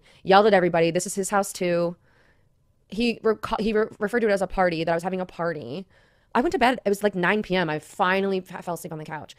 He went upstairs. Kristen and another one of our mutual friends, Courtney, had to be like, you should probably go. Like, why are you here? And then eventually he left, and there were paparazzi shots of him going back to her apartment after. So he came back to the house, yelled at everybody to like get out of his house and blah, blah, blah. And then we find out later on he was definitely like tuning into like the cameras in the house, like watch. Like we were doing literally nothing. You were called at a party. We were having a funeral. Thank you. Exactly. You're done. Bye. So, but that scene was very cringe on so many levels. And I think it was that scene and that conversation that I watched that made me, when you asked me like, do they make sense to you? I was like, no. It was awkward. Yeah. The whole thing of her being like, I love you. And he was like, no, I said they love you, but I love you too. Like, how did you also feel knowing that they said to each other that they love each other? I mean, I kind of knew that before watching it, that was like, where they're at. yeah. But it was cringe. Do you think Tom misses you? Yeah, I do. Do you know that? Like, has anything been said? No. You just know. I just feel like as someone that he would go to for advice on mostly everything, up until like that moment, or I just think that there's no way that he doesn't, because he's been making a lot of like very questionable decisions over the last 2 months, and he doesn't have that like sounding board or that advisor anymore. What is the extent of an apology that you've received from each of them at this point? Hers was like a nothing. Hers was a text message that was very like, I just don't know what to say except that I'm sorry. Like, that was it. That was that day. It was March 3rd that I got that one. That was that night I went to a concert went to see Tovlo. My friends were like, let's get you out of the house. Right. Let's go just do something fun, and then we'll go back and we'll heal. But and then at the reunion, it was very subpar. It was like a rehearsal speech, and I was just like, shut the fuck up. Right. It's like someone told you to say these exact lines. Like, nothing is inside here. Yeah, nothing had clicked. I didn't feel like it was genuine. Also, that kind of text message, you're like, that is the kind of text messages you send when like you were a bitch the night before because we were drunk and you said some things and you're like, I'm really sorry. I don't know what to say. I'm embarrassed. Like, you had a almost year affair with my boyfriend. Like, maybe you should send multiple pages of an explanation. And like, okay, and what about Tom? Well, obviously you saw I told you how that night went. The next day, not much better. And then that scene that you saw, which was 2 hours, and there was a lot of like way worse things that he said. Like what? Like what is he saying? Like at one point he was like, oh, well, I'll keep taking care of the house like I always do. What is his obsession with like the batteries and the fucking toilet paper? He's like, I take care of this house. Like He has an assistant. She goes and gets that. Like he says, hey, we need this, and she goes and gets it. Like it's not right. like you're not bending over backwards. I literally saw a TikTok of a girl being like, how to not get cheated on 101, and she's stocking the house with like batteries and toilet paper. I'm like, if only Ariana had stocked the toilet paper, right, maybe. Like he acted as if like that was a huge point of contention and like why he cheated. He's like, she would never stock the house. Like Ariana didn't do these things. And you're like, bro. I noticed, like over the last 2 months, I've noticed like there was one day I was shooting SpawnCon like downstairs at one point, and all of a sudden he's like asked his assistant like, does she know where the ladder is? And it was by me, so she brought it. And he's like, I'm just gonna change the filter on the air conditioner. I'm like, what? You wouldn't do that now? Because it's like now you have this thing you have to like uphold that you like do all these things. I am the man of the house. It's like chill. Yeah. So it's so cringe. Would you go back and change anything you did? Honestly, I want to say no, because I feel like, listen, I've seen people online be like, she wasn't perfect. Well, obviously, who is person? She's not innocent. Okay, I don't have to be. I was very much a committed partner in this relationship. Warts and all. I was very much committed, and I feel like I was doing my absolute best as a partner. But I don't think I would do anything differently, just because I feel like all I can do is my best, and whether my best was good enough or not for anyone, that's what it was. And I feel like, yeah, I could have been less trusting. I could have been more paranoid, or I could have followed, or I could have bought pens and batteries or whatever. But ultimately, I think that if I go back and try to like change all the things that I woulda, coulda, shoulda, I mean, I would never stop. So do you think that had you not caught him, do you think you guys would still be together? It's hard to say in this moment, because, you know, there was a plan. Still together, I almost think no, given that I know about this plan now. Can you explain what the plan was to people? The plan was, I think, to end the relationship under the guise of like that Valentine's Day conversation. For that to eventually stick. Eventually that was the end game, to break up with me without any mention of any sort of affair or cheating or anything. Whether that was pre-reunion or not, or pre-going to film Winter House or not. And then, you know, go about whatever, and then they would just start dating. Yep. But the narrative that he was the victim in our relationship, or that I just suck, so would have already been planted. I think that was part of like there was a master plan. Yeah, it's a little wild to see like how much he was working it towards the end there. Like you guys weren't really in this season that much, and then to watch like halfway through, or even a little bit farther than halfway through, he just is coming out of the woodwork complaining to Tom, oh my gosh, we're not connecting, we don't have sex, I don't know. Like it is pretty diabolical now that you watch it. Like, oh, this was a whole plan. Set the stage. I'm not happy. We don't have sex. We don't connect. And then end it. And all he thought was going to work perfectly. And thank fucking God it didn't, because it's disgusting. No, I'm actually like, there was at one point, I think it's him or Schwartz had said to me at one point, like, I'm so sorry that you found out this way. And I was like, I'm so glad that I found out this way, because if I had found out the way that y'all had planned, are you kidding? Like, I would have been just a cog in the machine of this whole narrative, this whole thing. Do you ever think back to like that night with the phone and you're like, thank God? Yeah. And I also think, what was it? It felt like a beam, like, I hate to say a lightning bolt. No, literally. But it really truly felt like a lightning bolt of, do this right now. And it's like, I don't know. That's why I say like it felt like some sort of divine intervention, because like, and I'm not like I don't really believe in God. I don't know if God's like, I'm not a religious person by any means. There was something that just something went off, and it's so weird because I don't know how else to describe it, because like so many other times he even asked me that. He was like, why didn't you go through my phone, when I was sleeping or whatever? And I'm like, because I just didn't ever want to do that and be sneaky like that. Like, I don't want to be sneaky, and that makes me feel sneaky. But yeah. Thank God. A woman's intuition is never wrong. What have you now uncovered that repulses you about this whole situation? The flying her to different places. I know that she was that Watch What Happens Live appearance where Schwartz was covering his mouth and acting all weird. Yeah. It's because she was in the hotel room. Wait, what? So that first episode of this season, when the Toms went to watch what happens live, Tom Sandoval brought Raquel and she was there with them? Oh my God. Wow. Just freaking wow. And it makes sense now why Schwartz was acting all freaking weird. She also said he had friends paying for things to hide Raquel and him together, and he would even Venmo them. That makes me think, Schwartz, were you helping him out?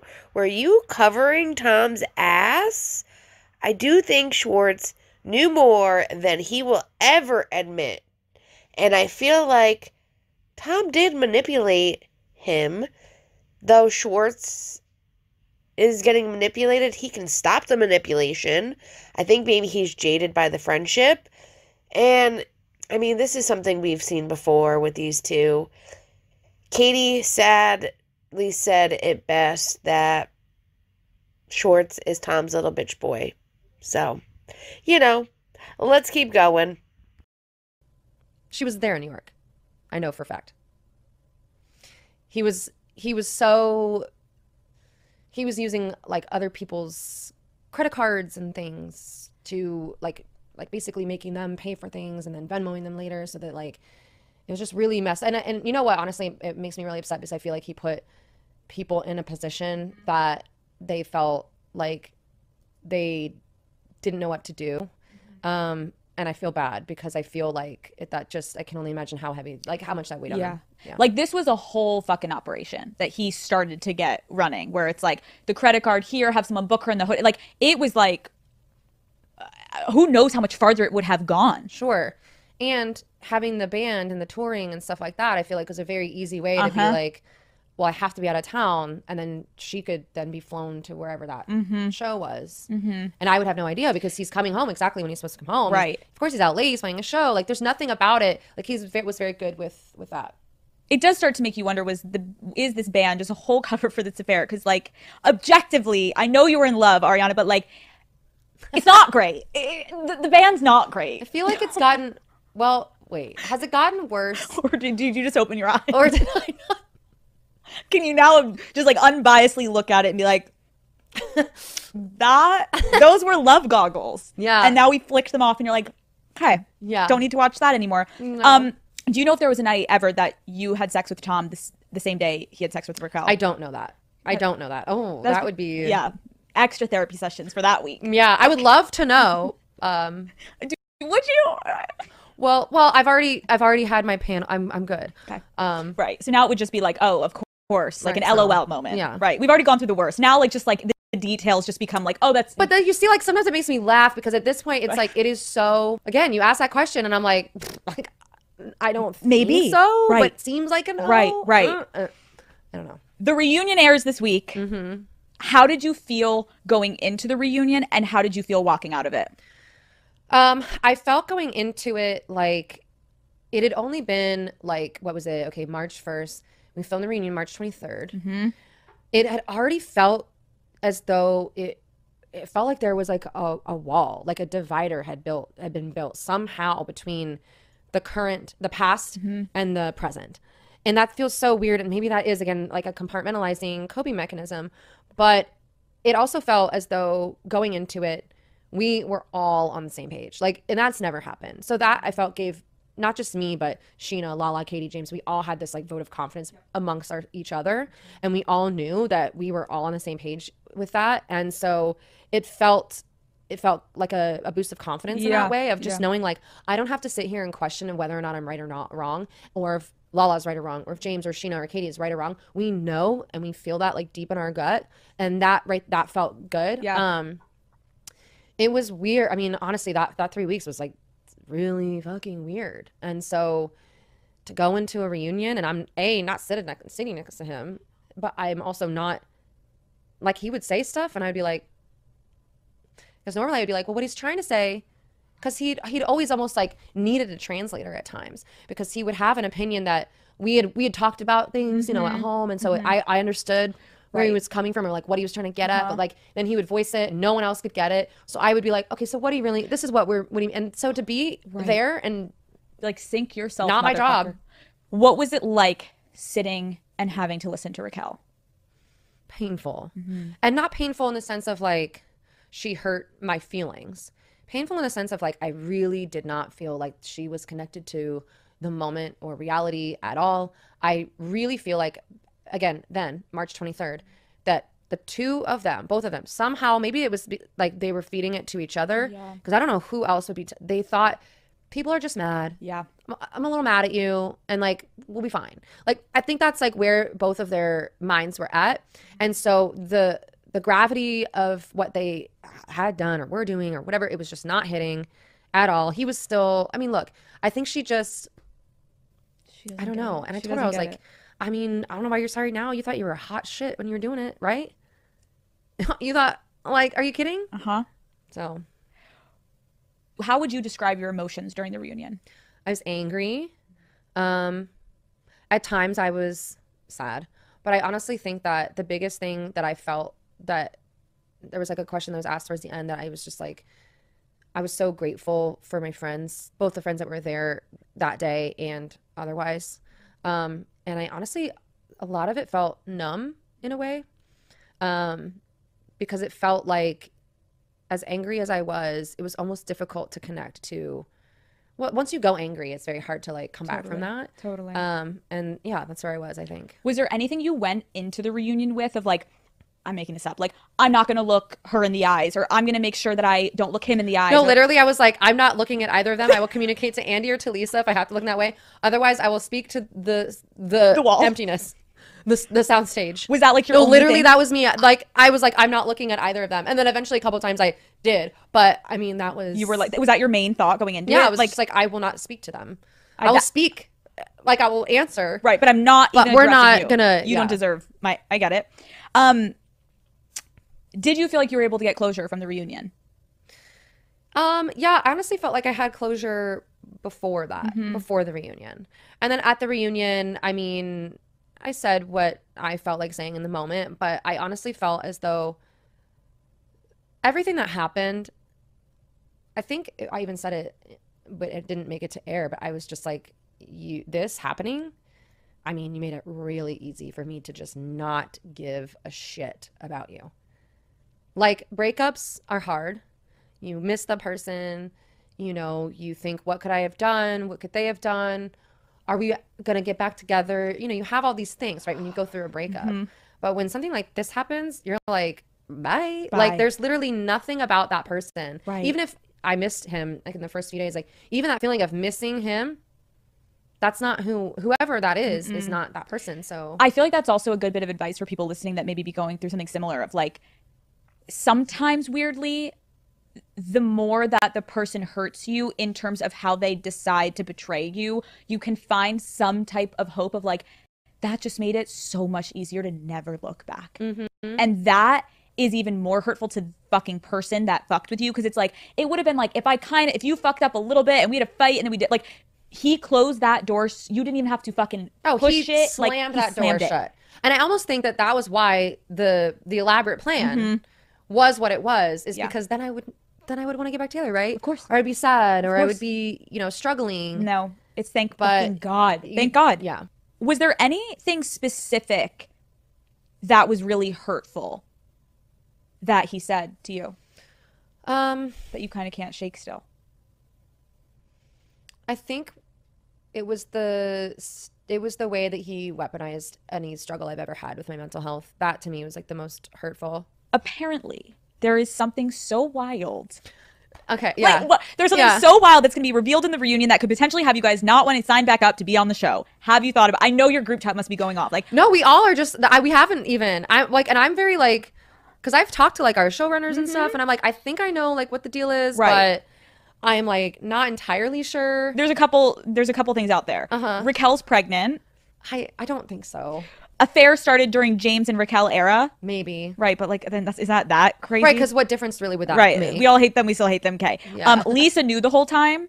I don't think so. I don't think so. I have. She would have brought. Here's why. She would have brought that. She would have brought that up. Right, like I had very early on, because again, there's a lot of speculation of like things being staged and whatever. Right.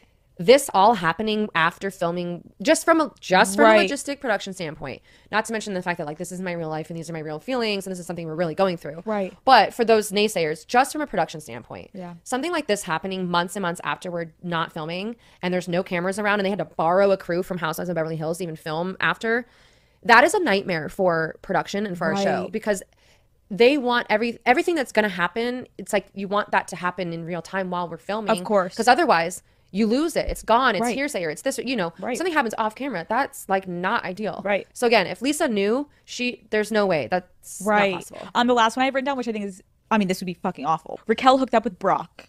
Oh, no. I don't think so. No. No, there's no way. What is something that could come out that would make you not want to go back to the show? I mean, anything that like makes me feel unsafe. Or for my dog to be unsafe. And something like that. It's like anything safety-wise would be, I think, the only thing that would make any of us be like, we're not coming back to film.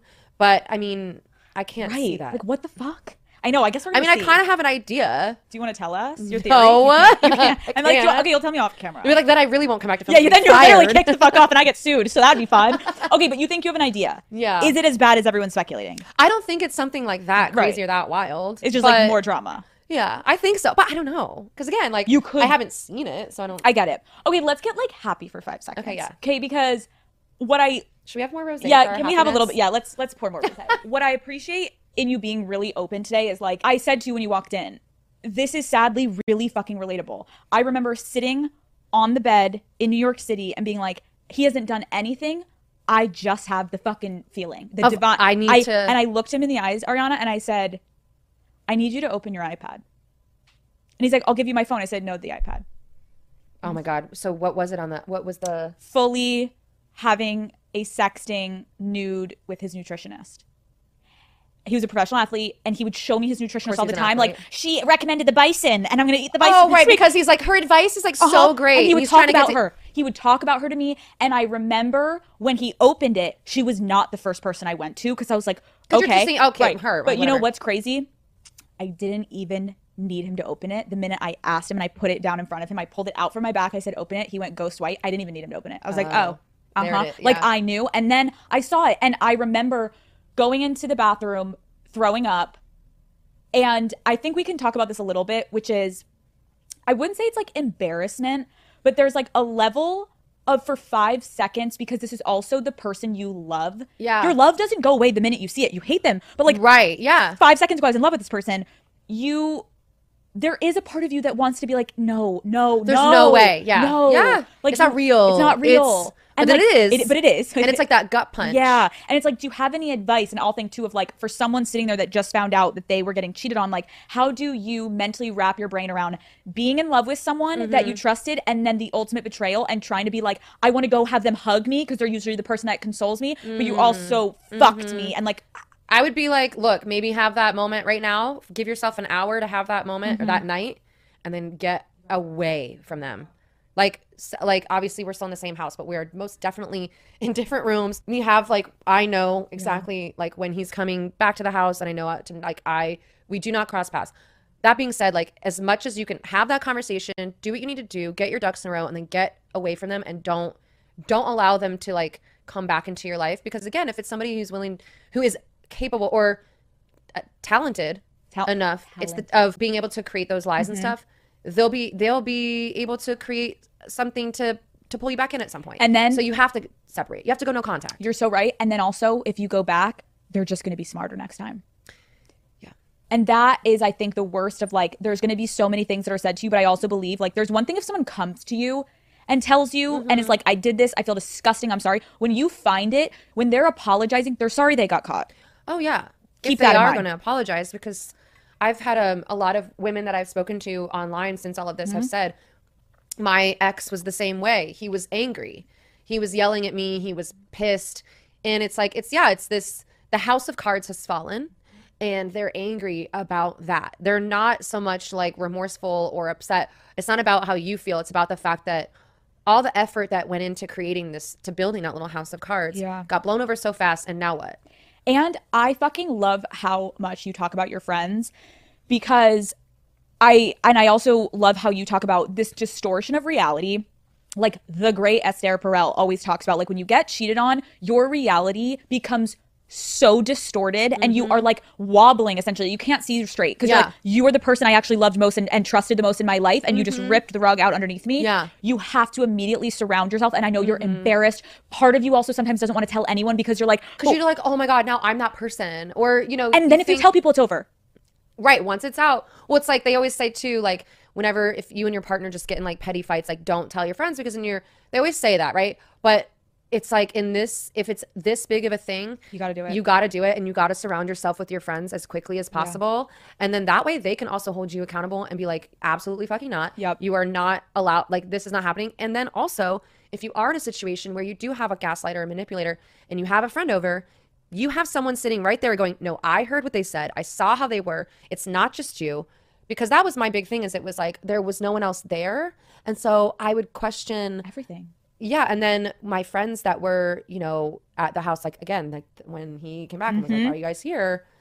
It's like, well, thank fucking God. See, I was like, so you guys saw that, right? Like of course, like my anxiety is going through the roof. I'm like, oh my God, oh my God. I'm like, but see, that's what it's been like. And they're like, okay, yeah. So now we see the reality, because otherwise, you know. And that's, again, I just think it's so important to talk through this, because when you're in it, it almost becomes impossible to see straight. And you have to remember, you're too close to it. You're too fucking close, and there's no, like, you have to act, like we just keep saying, and I always say it back to myself when I have friends that go through it, like, you loved this person 30 seconds before you just found it. So that isn't gone immediately. The hurt, the anger, all of it, but you still love that person. So you need someone, you have to remember what your friends have no ulterior motives other than making sure you're good. And so just catch yourself if you're going against your friends in that moment. It's because you're trying to hold on to something and let them be the anchor to pull you the other way, because they're actually just looking out for you. And talk to them about it. If you're sad, you miss them, or you want to talk about like good times and stuff like that, talk to your friends about it. Like, and then just, but keep that no contact. I'm telling you, I think that was the whole, like, in my life, blah, blah, blah. Because I knew that I would go no contact. I'm so proud of you. I knew that's hard. That's fucking hard. But I knew even if it was just a breakup, I knew I was going to go no contact. Wow. How did you know that? I just felt it in my gut that was like the way to go. And like in the past, I had not done that with other relationships. And then like I've been on TikTok a lot the last like 3 years. And I would see stuff about that. And I was like, okay, I think that's like in this situation, that's what I would have to do. And I think that was, you know, part of what was like, oh, I don't know, like troubling to him or something. What, that you wouldn't speak to him? Yeah. What did he expect? Right, that we would do the Schwartz and Katie like dog custody thing. Like we're not doing that. No, you're getting the dog. Absolutely. Oh my, what is it, Jennifer Coolidge saying? I'm getting the dog. I'm taking the damn dog. Fuck you. That's so good. Wait, so you're like, I'm fucking taking the dog. Well, I paid for her adoption. My name is on her adoption papers. And she loves you more. I paid her vet bills. I took her for walks. I gave her baths. Like, see, Ariana, these are all Ariana, things that I would do that he wasn't doing. He gets the batteries.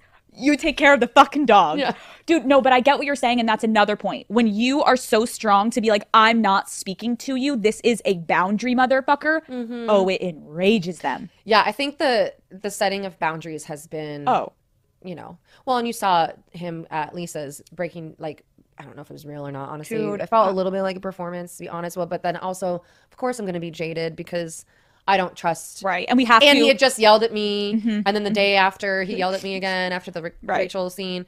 So it, you know, it's hard to say. But that being said, the biggest thing that he was upset about in that moment was that he doesn't get to have another conversation with me. Because I'd said, you don't get another one. It's done. Like, say what you need to say now, because we won't be doing that. And by the way, my friend Meredith and my other friends, like she's the Capricorn queen of my dreams. She made a spreadsheet that was like, who's going to be staying with me what night.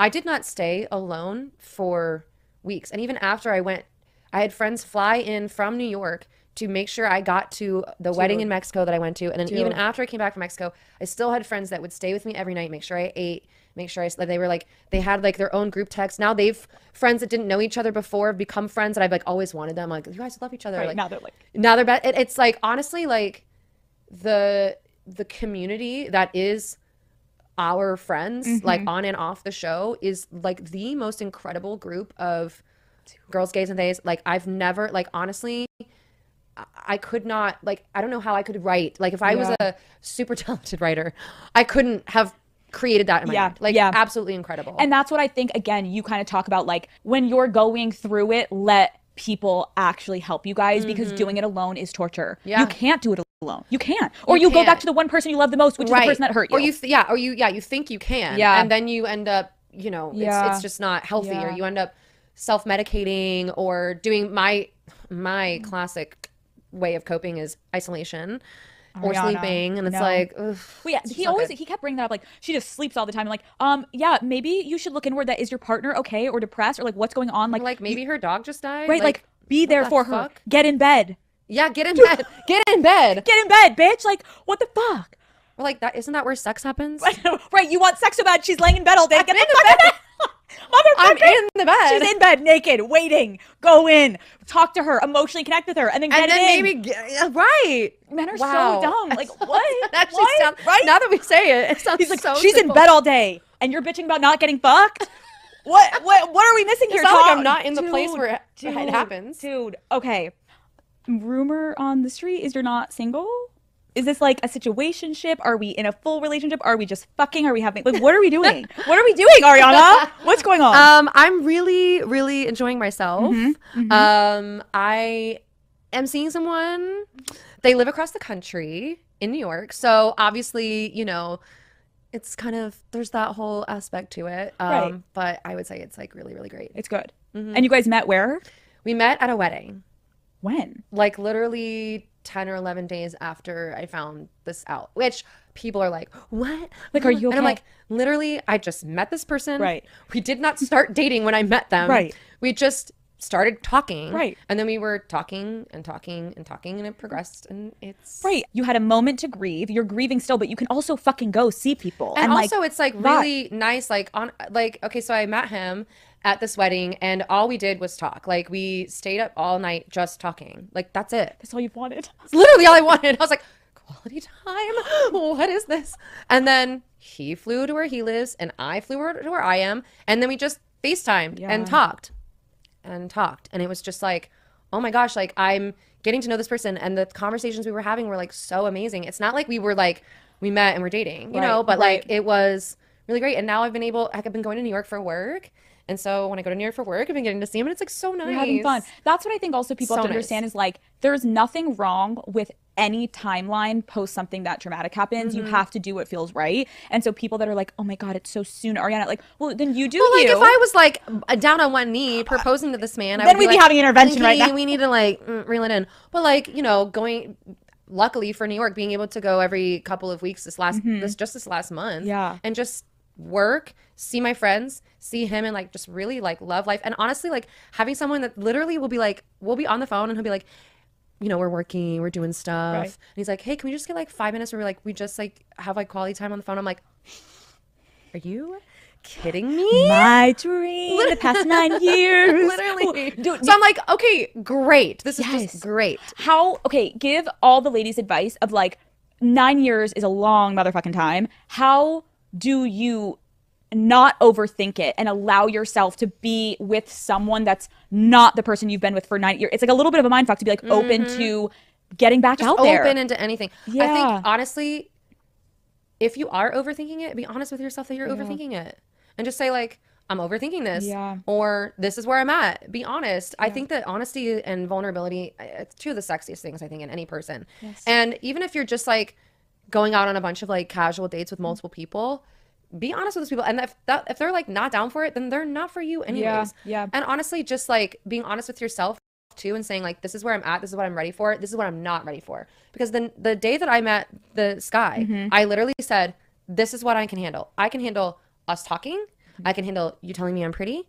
I can maybe handle a smooch, but beyond that, that's it. And he was very enthusiastically like, okay, great. That sounds great. I just want to hang out. Right. So I was like, okay, cool.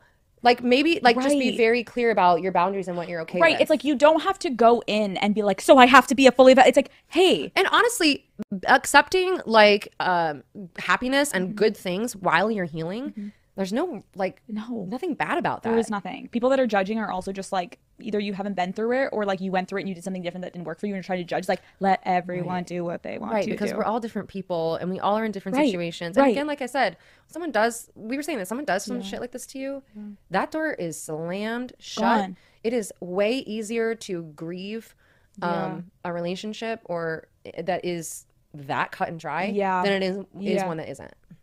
I can't believe I just remembered you said his family didn't reach out to you. Have they still not reached out, Tom?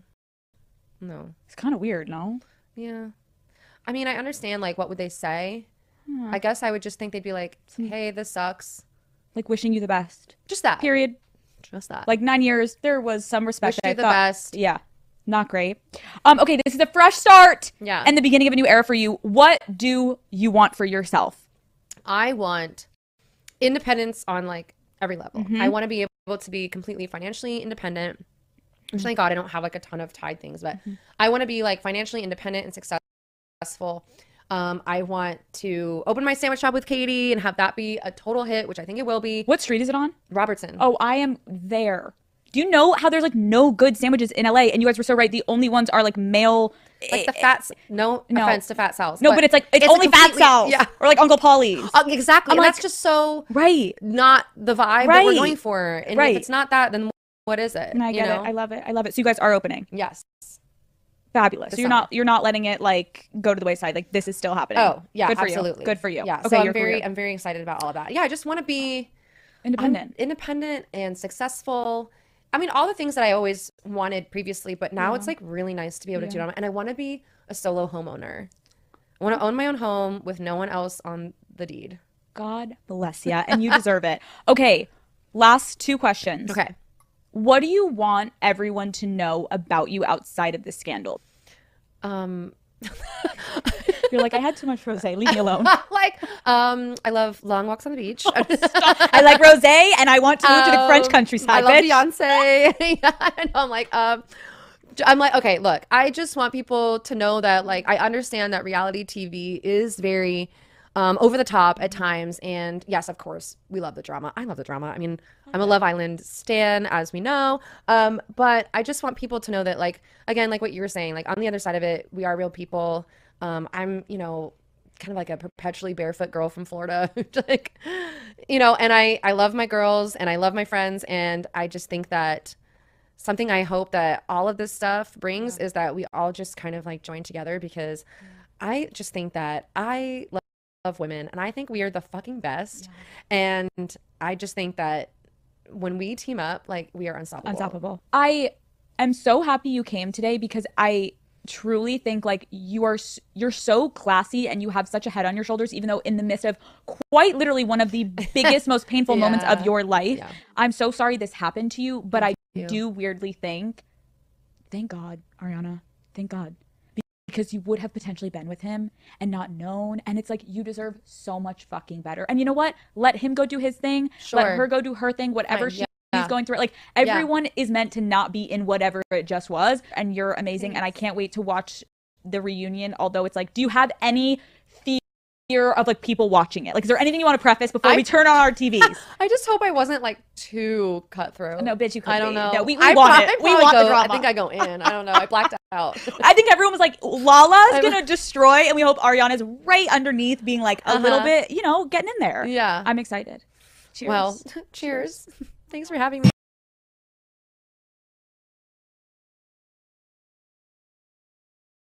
Wow, what an amazing podcast. Like I said in the beginning, Alex does a wonderful job interviewing Ariana. It's everything we've been waiting to hear and then some. More than even what the reunion so far has put out for us. So I'm so glad that we got this podcast. And I'm sorry that it did not come out sooner than I would have hoped.